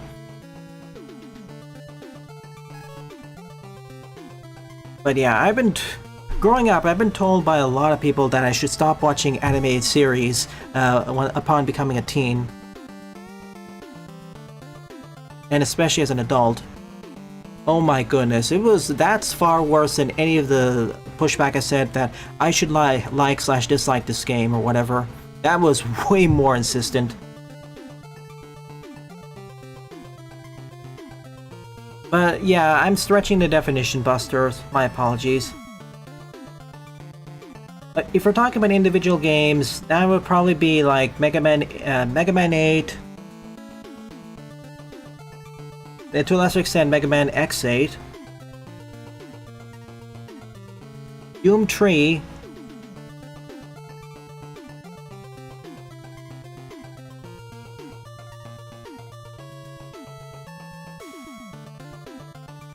Do people still say stuff like that nowadays?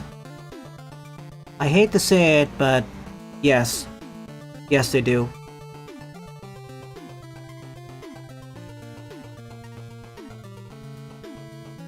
It is more acceptable for adults nowadays, especially with more material, but there's still more than a few people who still espouse that old mentality, which was never true in the first place.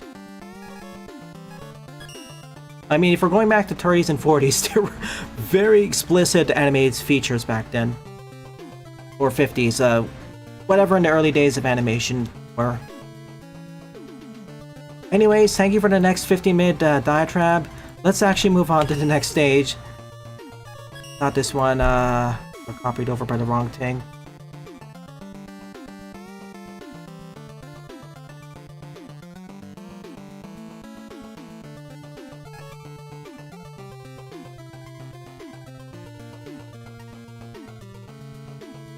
Excuse me.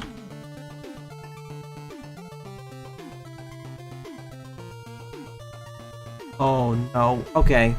I may have accidentally... I'm gonna have to look it up again. Uh-oh. Moss Brothers' ID got misplaced, so I'm gonna have to figure it out.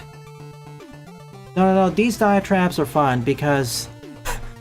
Maker has well gone past his prime, and honestly, barring certain stages, they pretty much blend in with each other. Yeah, I don't mind having these discussions. They're cool.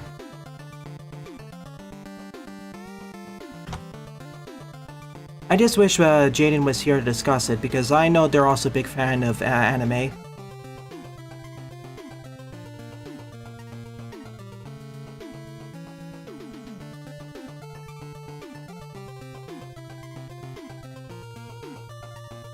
Okay, I think I found it. My apologies for losing your stage in the queue. That was my bad. Oh, thank you, Mop.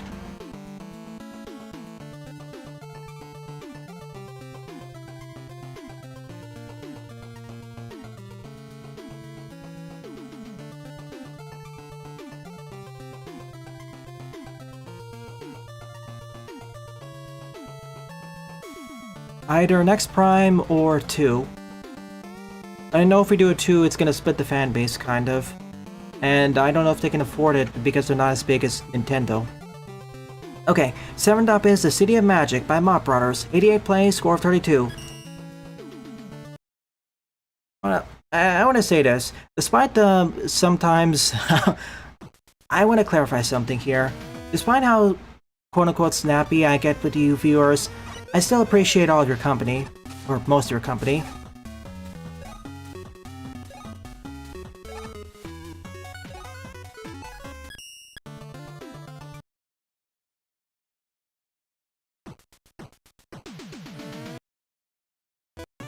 Alright, Buster, we also had the whole discussion at the start, well, mostly kind of one-sided discussion about the new style reveal for Sequel Wars.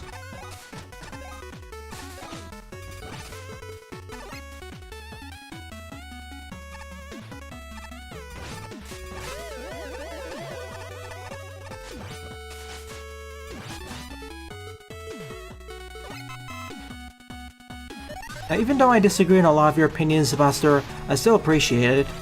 You still compared to the many other folks I've talked about with polarizing fan games at Unlimited, you're one of the most civil people here.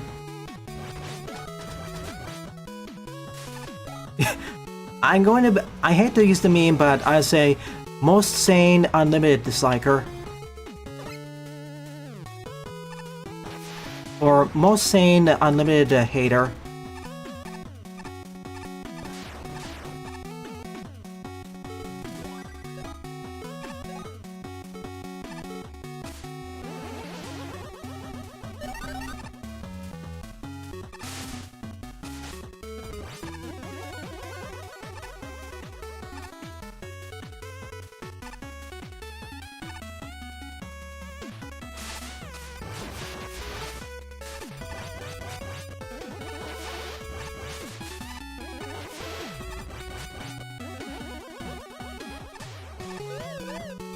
Yeah, I had a whole discussion about about scope creep and what have you.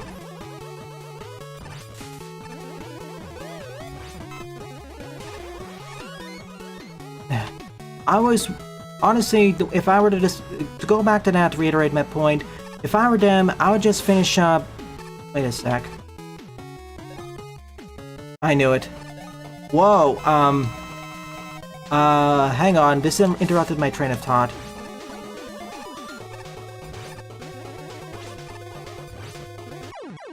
Fire.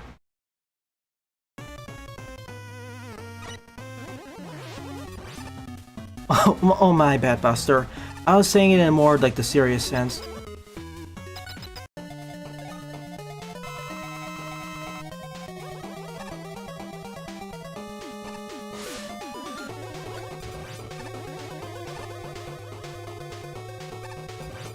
Oh shoot, I can't do it like that. It burns! The Masked Man version.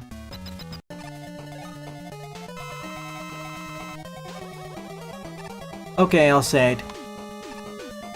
If I were the developer of Sequel Wars, what I would do instead is finish off the regular version. Finish up the regular version of the game first, and then do a new style.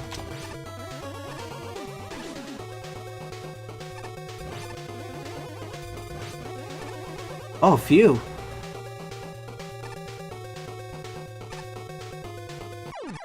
GG.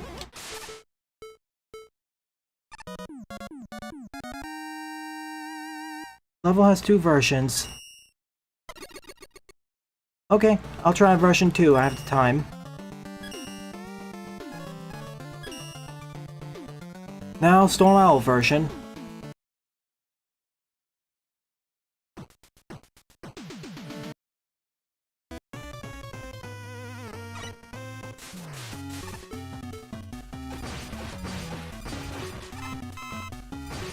Bottom it is. 240 levels. Enough to keep you satiated for at least a year. Eat up.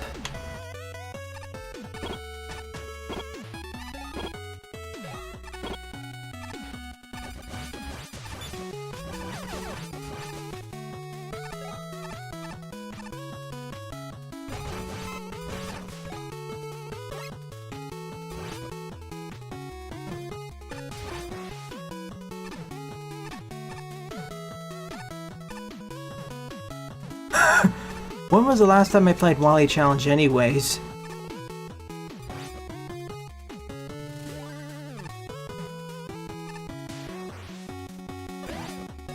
Flash.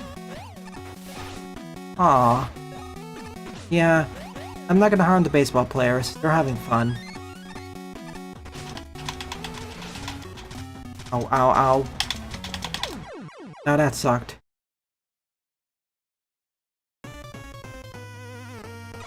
Oh hey Power, welcome to stream.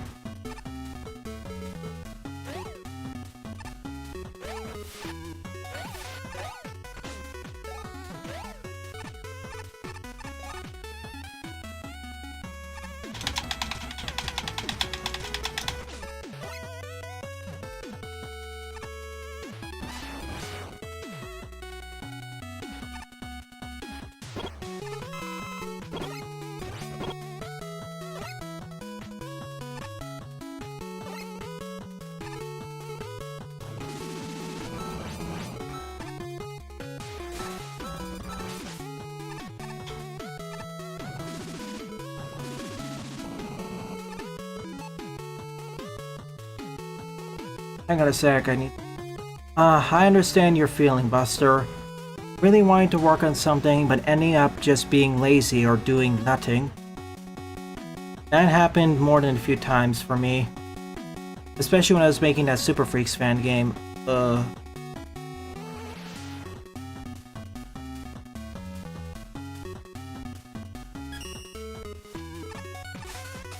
I'm not sure what to think about the stage design itself. Boss fight is interesting. Boss fight was neat. Okay, as for your stage, Power Simplified, Punch Man. If you want my full thoughts, just go back to that part of the stream, but to summarize, I understand why it got a polarizing score. It features a combination of mechanics in Maker that many people, myself included, find kind of frustrating. Now we find Storm Owl instead. Dead. Like, the introduction escalations were fine, but the fact that you include ice physics, wind, and surprise shield attackers in the final section, it results in a rather frustrating combo. And, well... because not only do you have quick reactions, you also have to worry about the stop and go nature of the stage.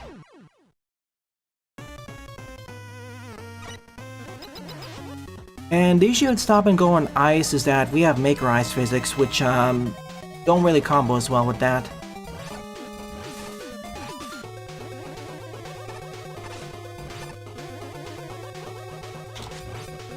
Uh-oh.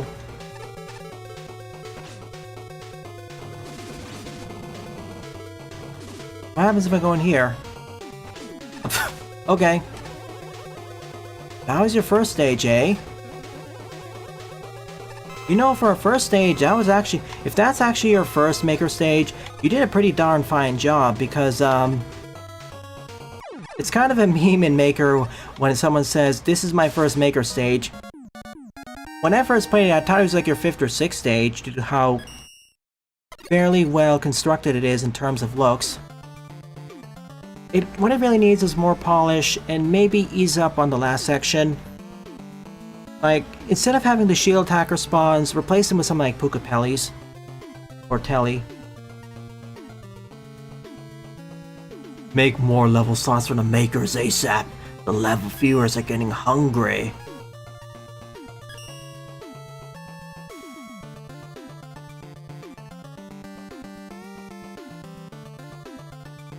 Okay, looking at the order. Mop Brothers came next. When I think about this stage, I don't know what to think about it, actually. Boss fight is the most memorable part. Before it is kind of... messy? I say messy because I'm not sure how exactly evaluate it, because it's not a random selection of gimmicks and enemies, but it feels like I'm going to an amusement park with a bunch of enemies and random obstacles thrown in.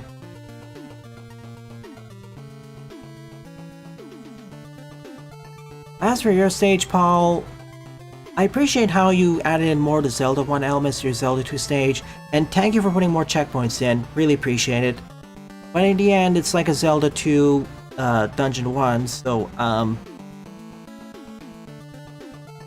it's recognizable as a Zelda dungeon, but as a Maker stage, it ends up being rather bland, with a lot of rather basic challenges, barring a few rooms. It is an open design level, sure, and I do appreciate how you have at least 4 or 5 different routes stacked vertically.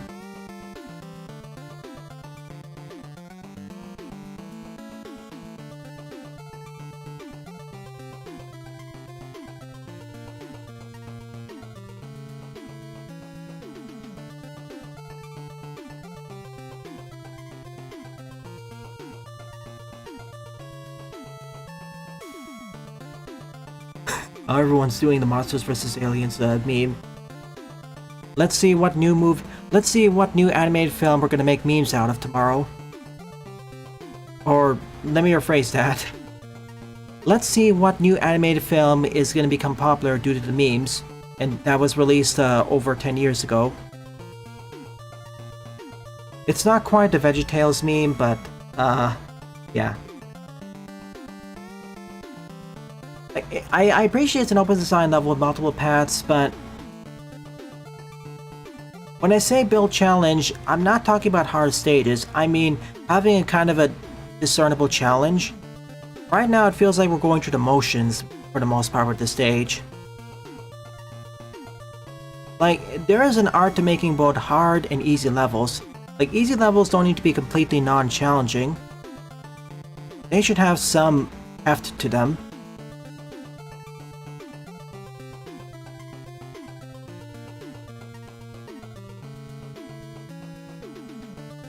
Like, I'm gonna use an example of another 3D platformer, Tinykin. Tinykin is like a beginner's 3D platformer, but it has some challenges in regards to navigation and platforming. They are not that difficult overall, but there's at least some challenge to them, and they do get harder over time. But never to the point where I consider the game to be not easy.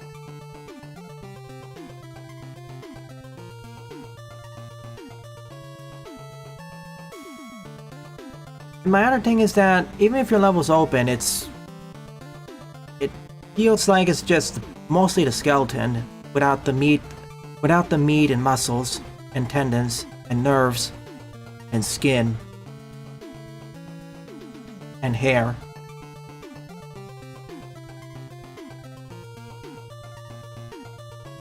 Like, if you can't make the level more memorable or less bare bones with the number of vertical paths, I'd advise to skim down a level.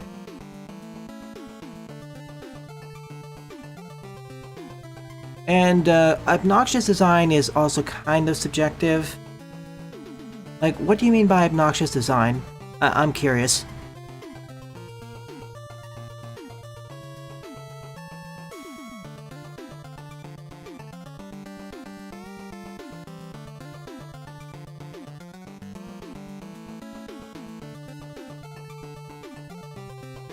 Alright, I'll be right back in a moment.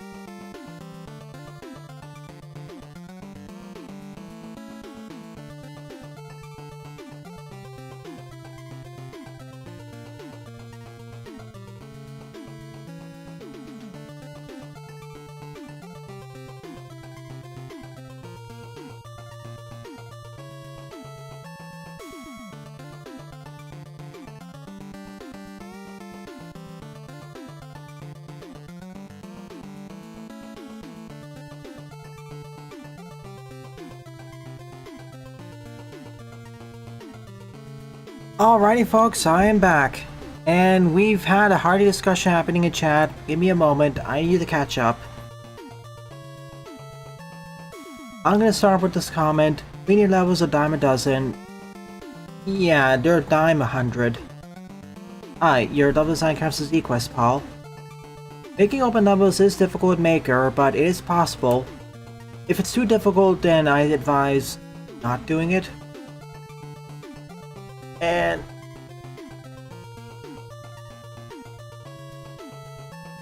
yeah, the bigger the level, the more work. But sometimes less is more.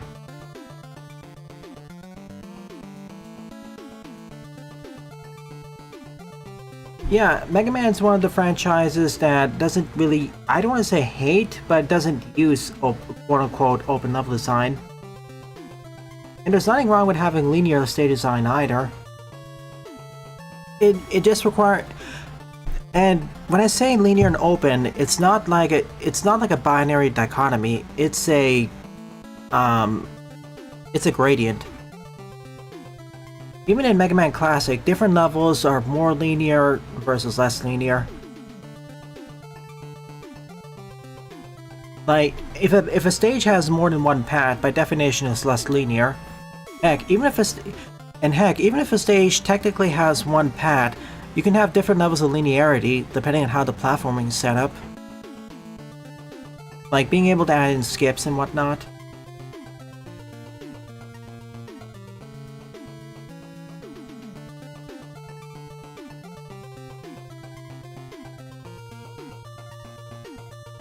I mean, that form has been done many times before. The reason for that is it's tried and true, and it's worked many times before, not just in Mega Man. I know there's a point where it can get boring. At the same time, it's called if it ain't broke, don't fix it. It consistently works. Yeah, we are amazing. Thanks, Sylph.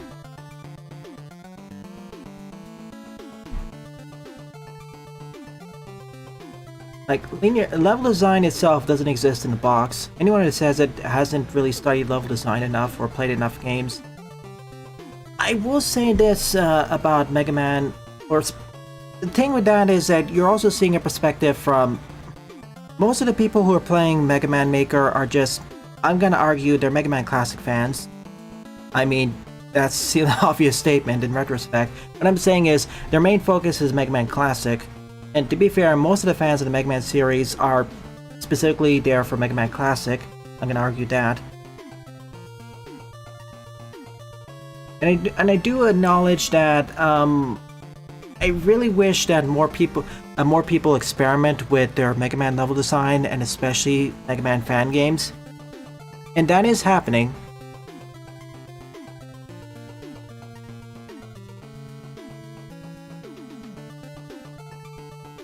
The franchise isn't dead yet, it's in hibernation again, and the fans are carrying its torches yet again. I don't want to say it died because it went into hibernation because it never evolved, because it did. The problem is there was too many games and too little time. It suffered from sequel stagnation.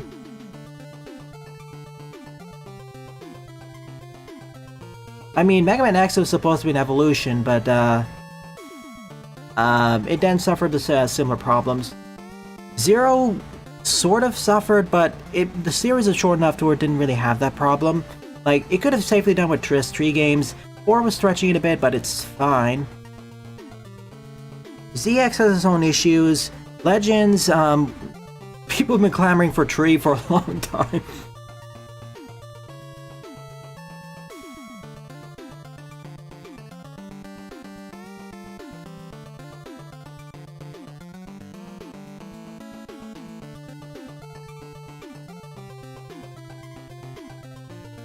Yeah, I know. I'm going through the messages in linear order. Sorry if some of the questions were answered already. I'm like 40 messages behind right now. And okay, other stages than open design or the Mega Man series has experimented with Metroidvanias and they are more non-linear. Like, I don't dislike open stages or sandbox stages or whatever, but my issue with this, your stage specifically, the one featured here, is that it doesn't really do much with the open design. Like, you're just going from left to right on different vertical paths that they of themselves don't really do much. If you want an example of a game that has more open level design, look at Sonic 3 and Knuckles. It has multiple paths stacked vertically, which crisscross from each other, but it actually does something for the most part for all of them.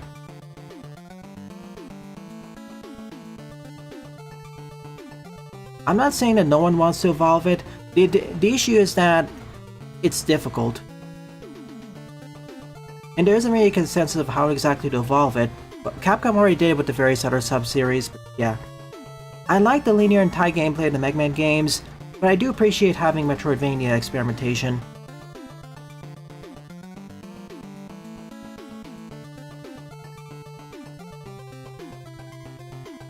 Mega Man's gameplay is heavily focused on interactions and encounters, rather than tasks. That is...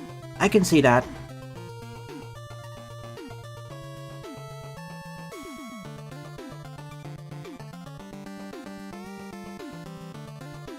The franchise died for...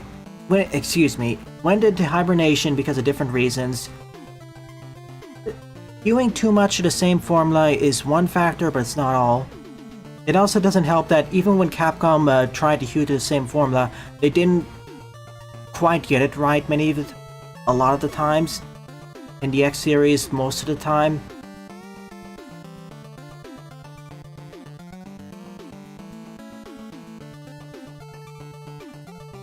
Good thing you got the snacks, Janok.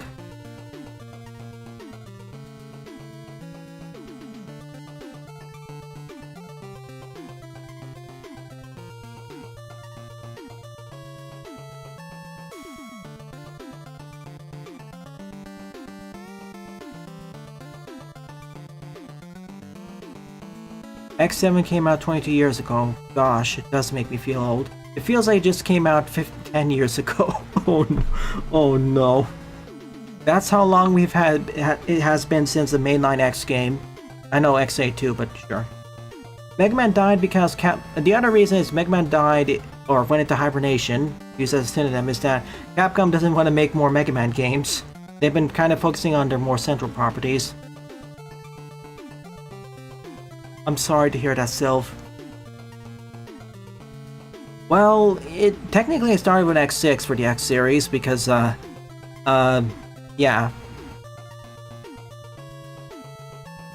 Whoa. What? That is a hot take. I just walked into a hot take here. I'm not gonna criticize you for that, but I'm gonna say my espouse it. 11 sucked? It did nothing new or innovative. I disagree with that. Was it a return to the formula? Yes, but here's the thing. It did experiment with the formula quite a bit, like the power gear and speed gear system. Also, the subtle way the levels are all designed so that the Roadmaster weaknesses are also good for that particular stage. Not to mention, they actually nailed the classic formula for the most part. That wasn't really done before since Mega Man 4-ish. Like, take for example, I'm gonna use this as an example. Take for example Bounce Man stage. His weakness is the pile driver, but the pile driver is one of the best weapons to use in that level, because it allows you to have horizontal momentum and it cancels your vertical jump momentum, and also helps with the bouncy balls.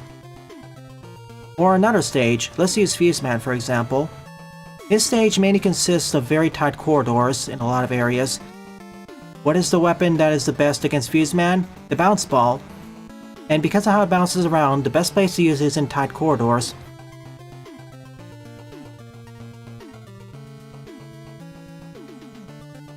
So on and so forth. Or another one would be Tundra Man. His weakness, Scramble Thunder. Scramble Thunder is great in those sections out in the open because it kills your momentum and allows for a lot easier jumping, so on and so forth. It actually evolved the formula a bit.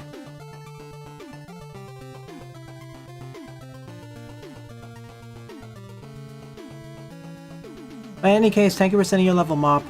It's just my opinion. And 11 was a very successful. It shows to the point that people still care about Mega Man Classic. If it was a failure, we would have seen the sales.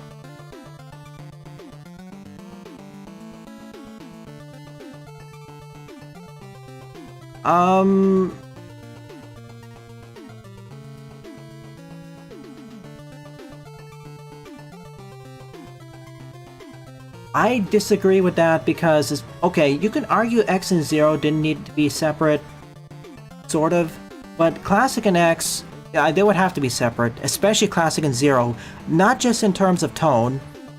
I'm talking also in terms of gameplay because, let's face it, X's level design is a lot faster paced and a lot more enemy to challenge oriented, not to mention more verticality via the wall jumping.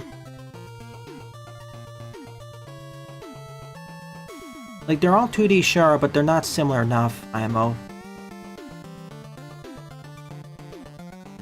It's not just the wall jumping, it's also the dashing, more enemy-based challenges. Legends was real good. It needed more than 3 games. Excuse me, 2 games and 1 side game. Like, seriously. Fans are trying things new, but the problem is it's difficult. Like, asking people to make their own fan games and ROM hacks, especially out of passion, especially without the time, resources, and expertise that Capcom and Co. have, that is a tall order. That's why most of the Mega Man fan games tend to be Classic and X, because they require the least amount of time and resources to produce. And they have the most number of numbered entries to iterate off of. And not to mention, X has the armor pieces, more exploration-based level design, ride armor, more permanent upgrade systems.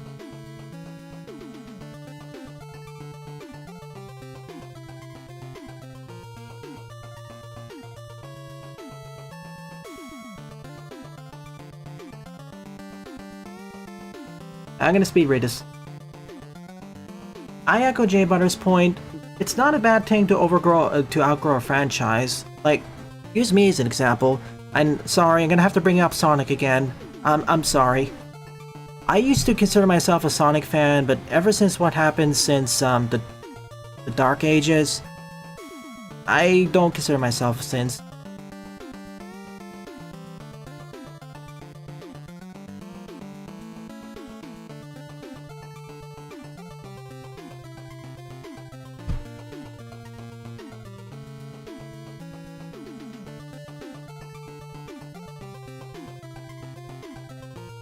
Yeah, okay, their Time Man's time slow, but how long has it been since the time slow was last used in the main series?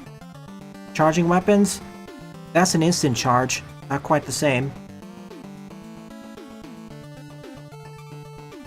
I mean, even Z and ZX, the collection was pretty well regarded too. It's not, and that's the important thing, Buster, none of the collections were considered badly regarded, the recent collections. Well, let me say that, from my perspective, what you're seeing as being too similar to me is considered distinct enough.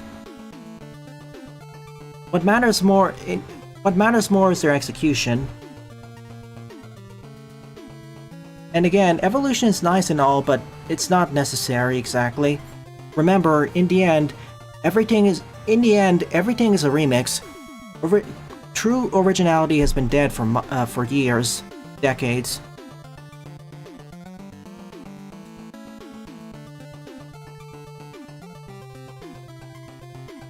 The games rely on nostalgia to keep themselves alive. That's an issue with the Sonic franchise for many years following Unleashed, or Colors Generations maybe. Not so. Mega Man is complicated.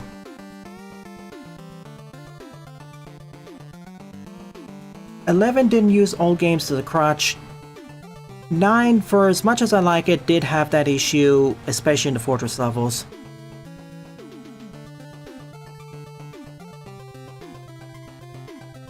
Thank you all, Lavi. I'll be streaming your game at about 11:30 a.m. PDT.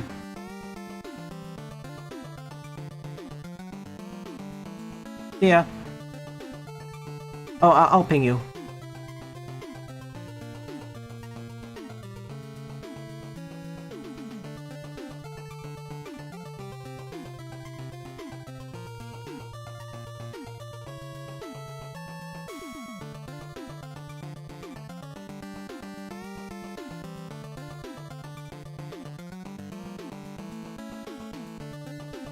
I think, okay, I finally caught up with all the messages. Buster, Sylveon, Paul, Mop Brothers, J Butters. My apologies for being behind several minutes. I think the main thing, and I think when it comes down to Mop Brothers, is that your tastes have changed, and you have basically outgrew the games. The most of the Mega Man franchise in general. You want to see more evolution and change in the franchise. That isn't happening.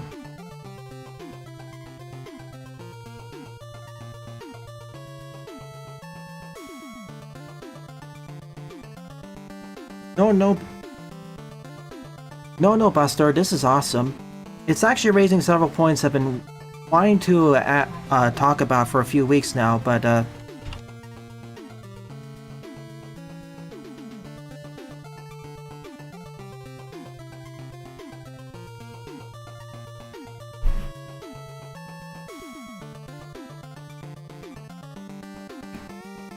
oh yeah, games offer a lot of deliberate design choices in order to create challenge, and many of these design choices are as deliberate as they are arbitrary when you think about it. Like, pretty much all the games I play abstract reality in some way or another, some much more than others, in order to create a set of challenges, enjoyable experiences, etc. I'm not trying to play a realistic life sim here. If I was, then I could obviously make the argument, why can't I shoot up? Or a realistic combat simulator? At its core, Mega Man Classic is like a funny blue boy battling through hordes of funny and creative of robots with googly eyes and really crazy designs, going through dead obstacle courses based off of real and not so real environments, basing off a series of creatively based masters made by a mad scientist who is basically miffed that he never got the appreciation he should have gotten, and doesn't understand that Light is trying to help him, but is too just wallowing in self-pity and anger to actually notice.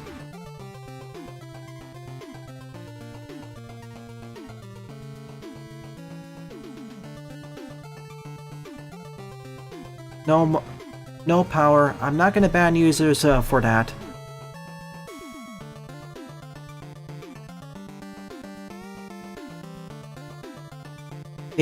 I disagree with their opinions, but they're not really breaking Rule 1.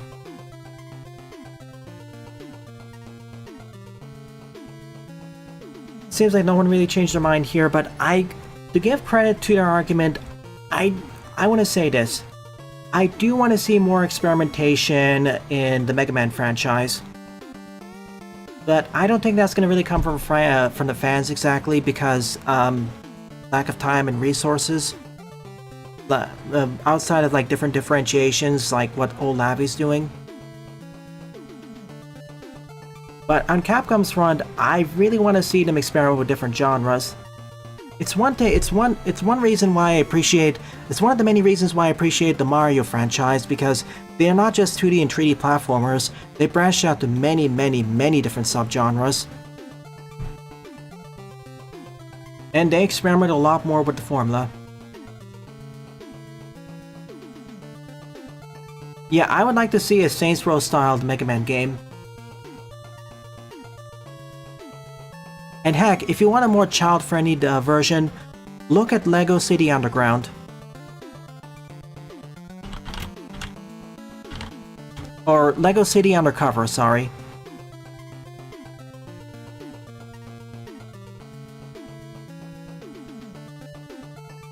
Have that, but have a similar game to that, but reframe it as Mega Man characters.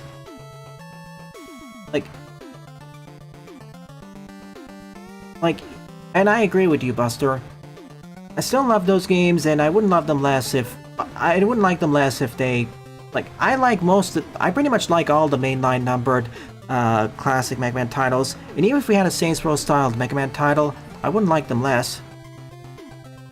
Mega City Undercover, yes.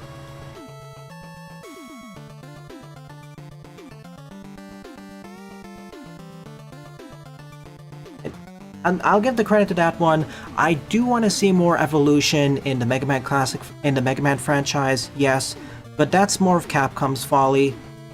On the fan side, I appreciate people are experimenting, but you can't expect too much out of them because, again, doing it out of labor of love, and evolution is difficult. Not only are you trying to move out of a certain tried and true formula, you don't have the same number of team size or resources. Plus, you may not even have the fanbase size to actually enjoy it, because most people don't actually play fan games. And the fanbase isn't as big as the Mario and Sonic ones, where there are a lot of fan game and ROM hack players. And if we're gonna have more evolution, we need to have more sub-series. Exactly, and each of the sub-series, I'd argue, experimented the formula in a different way. A classic is classic. X elaborated in the ways we described. Zero iterated even more about that. ZX tried to be more Metroidvania.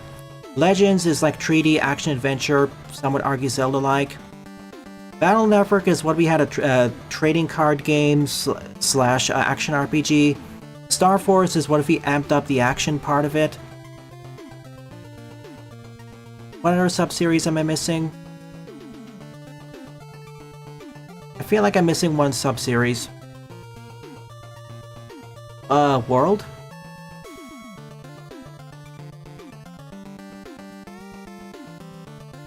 Even Classic has gone long enough to have basically can be delineated.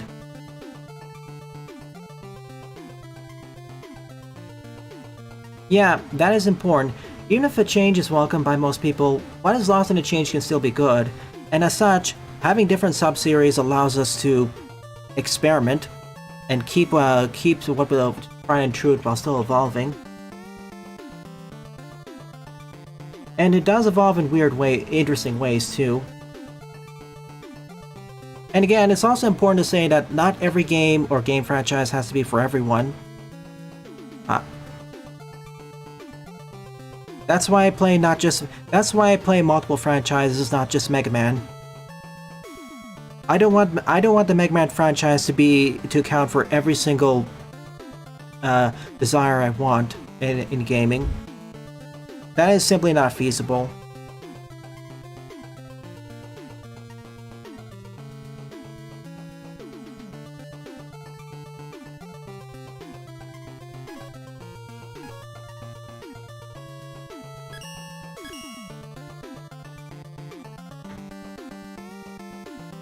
As for Capcom, I want to see some more timeline experimentations. Like, okay, Classic leads into the X series, sure, but what if it didn't? What if we decide to go in the AU direction where Classic leads into something else? Like, be brave, experiment with the timeline, go with AUs, be bold, try checking out different directions. Like, here's another idea. What if the X series was just as light and silly as the Classic series?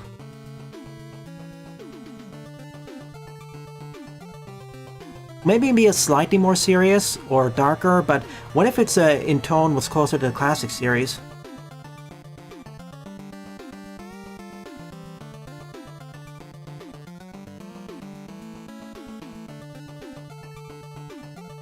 To be honest, actually, you know,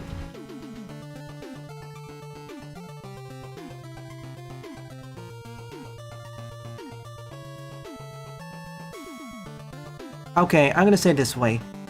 Buster, you know, that raises an interesting point. What if in Battle Network all the human characters aren't exactly human, they're actually carbons? They just forgot they're carbons, somehow. Like, we went from Classic X, Zero, ZX, Legends, and then sometime passes Battle Network, then Star Force. That could be an interesting direction about cyclical motions. Like, imagine if we did that and Legends just led way far in the future to Battle Network.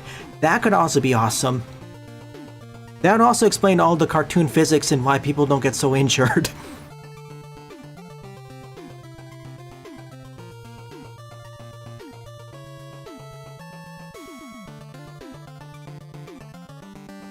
But yeah, thank you for this half an hour discussion.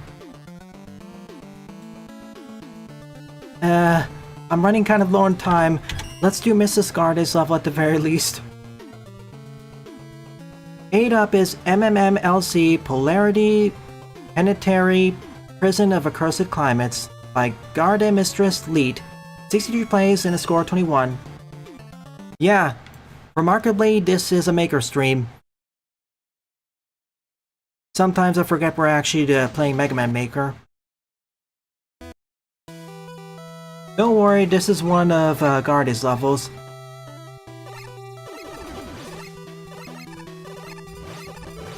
Unfortunately, this episode's only really had 3 rather interesting 3 levels that I mainly have to talk about, had things to talk about.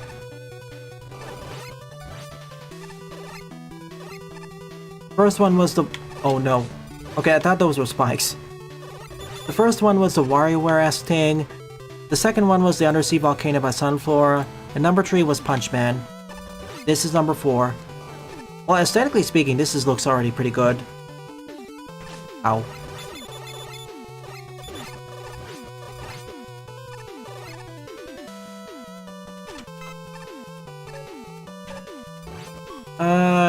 No thanks, Power.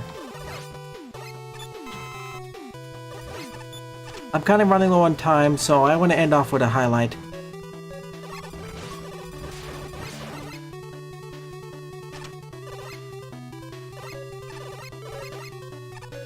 Oh my goodness. Yeah, oh my goodness. You toned it down already and it already looks... it makes you... okay. That's better. So originally this stage was even more visually overwhelming. and already I say it's on the boundary of, yeah.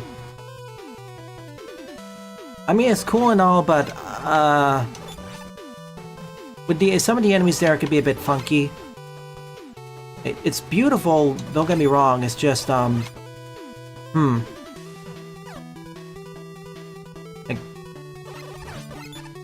usually in Mega Man games, you don't want to have the environment stick out so much from... oh my gosh! Invisible wall! Yeah, Power. See you tonight. Usually, in most of the time in Classic, you don't want the decorations to obscure the base gameplay. Man, oh man, I wish Jaden was here to join the discussion, because there's other things I would like to raise, like how whenever I discuss a proper level design in Mega Man, I'm usually coming from the perspective of... I'm pretty much coming from the perspective of excuse plots and the gameplay matters the most. Or the gameplay is the only thing that really matters. Danger, fire.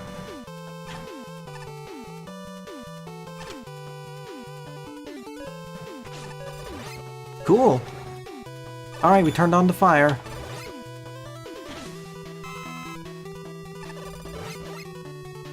I say that because I played a few games before, and as a matter of fact, last year, which... oh, darn it. I played a few games last year, well, in particular one, that really... if the game didn't have an excuse plot, that'd have bad game design.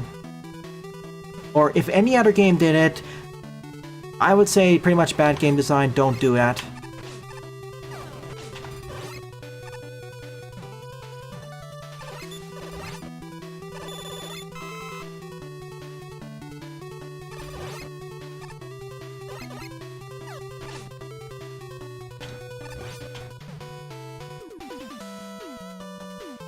The times when the Mega Man overall plot were good would say were Zero, Battle Network, Star Force, and Legends.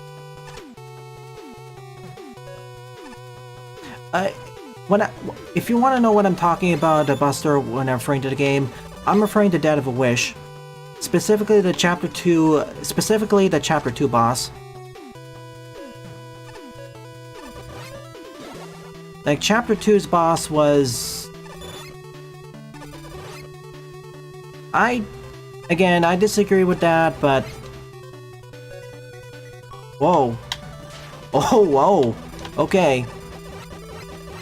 I disagree with that, but it really could have been presented better, yeah. Like, we didn't have to have the drama CDs and what else. Boing. With Dead of a Wish, what I'm referring to is the Chapter 2 boss, which was deliberately anticlimactic.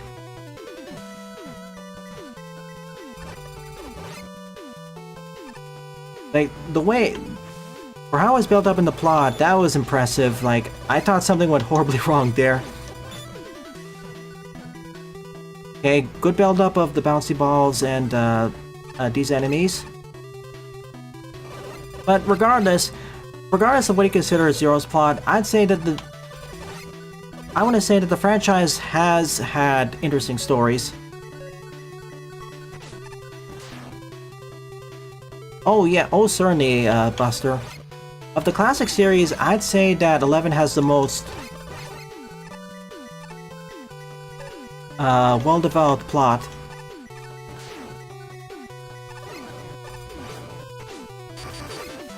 Slug ball.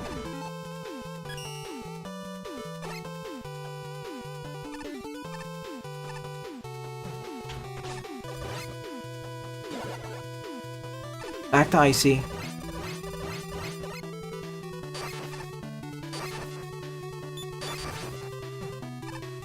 Excuse me, Excuse me, I'm trying to survive here.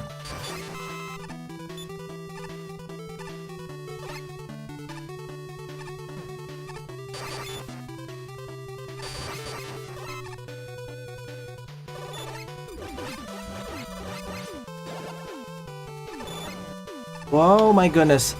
Excuse me. Can't really hear. Okay, the stage is amping up what it's trying to do.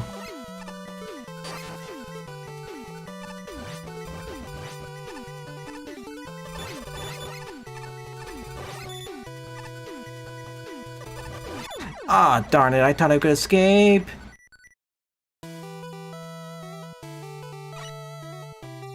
Yeah, corruption is a B.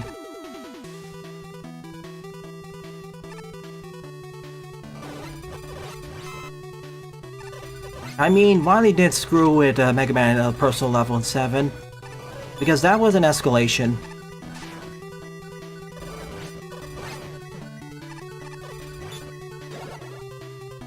This is why, even if the American version touched up the dialogue, I still appreciate how it went,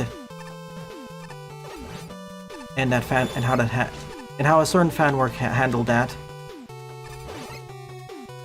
Like, I know it's punched up and it caused a bit of consistency later, but I don't know. When I first heard it, I could totally understand where Classic was coming from.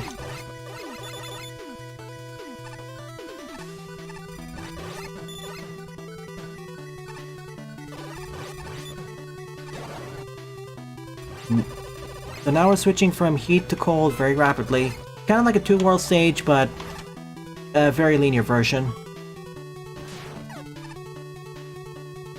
Even if it's like a linear or a switch, I appreciate what it's doing.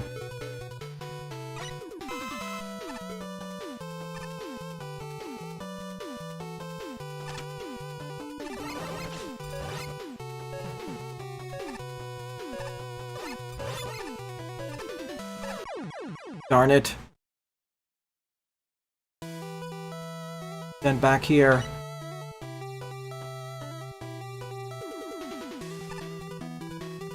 That's fair.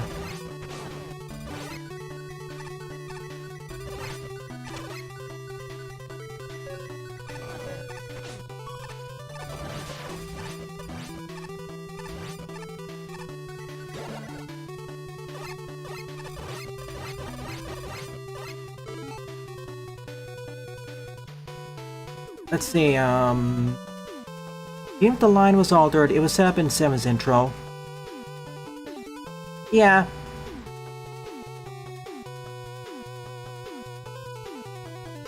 It could have perfectly led to that too. Like, okay, yeah, Die Wily is kind of an escalation and punch-up, but... think about it. Okay, sure, Dr. Light was kidnapped in Mega Man 5, but he wasn't really injured.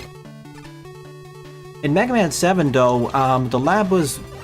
That was the first time that the classic series that Wily directly attacked Mega Man's home and actually injured Dr. Light. Not to mention, he basically just base betrayed him. Before that, okay, but before Mega Man 7, Wily didn't create a bot who basically betrayed Mega Man.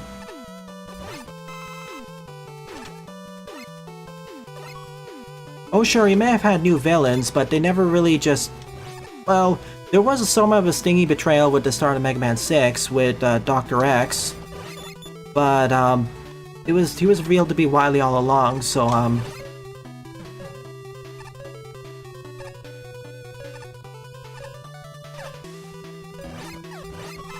and he didn't really know him for that long.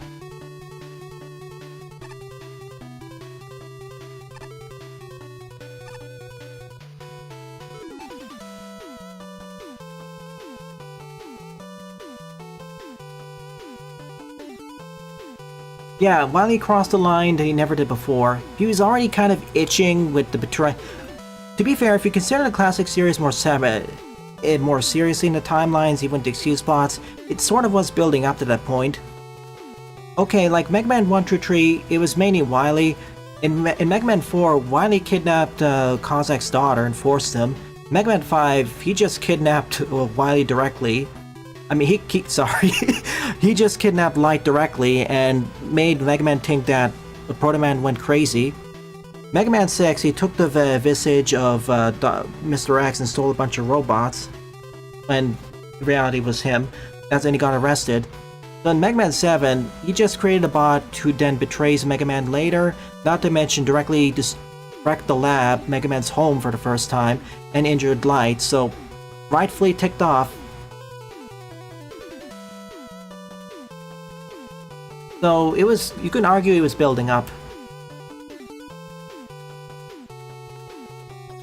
Yeah, and then the ending becomes either, what am I doing? I can't kill a person, or for the fate of the world, you need to go. And honestly, depending on when Wily decided to create Zero, Mega Man killing Wily then and there may have saved the world. So, yeah.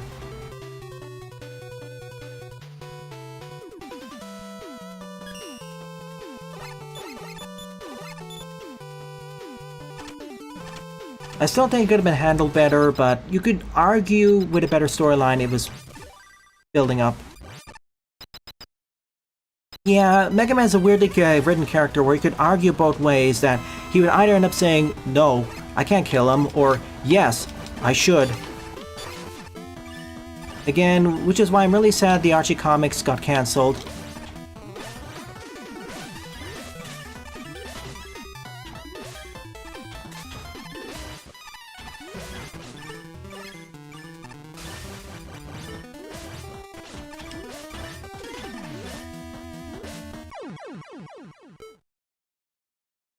It's not in spirit, but people change. People grow up. Yeah, thanks, Mr. Penders. You heard another franchise. Yeah, I'm kind of out of time, so this will be the last stage. Difficult, sure, and it's also an ice fire stage, but I found it less frustrating than Power Simplified level. It was visually overwhelming at first, but it became more manageable at the end. I maybe add one or two more checkpoints, but that's more because I kept botching things. I think I prefer Undersea Volcano over this, but this is a very solid pick. So overall, of the 8 Fierce Mid levels I covered on today's stream, my two favorite ones would be Rockware Microgames by Lunar Chris and Undersea Volcano by Sunflower Zumaril, with an honorable mention going to the aforementioned level by Mistress Garde.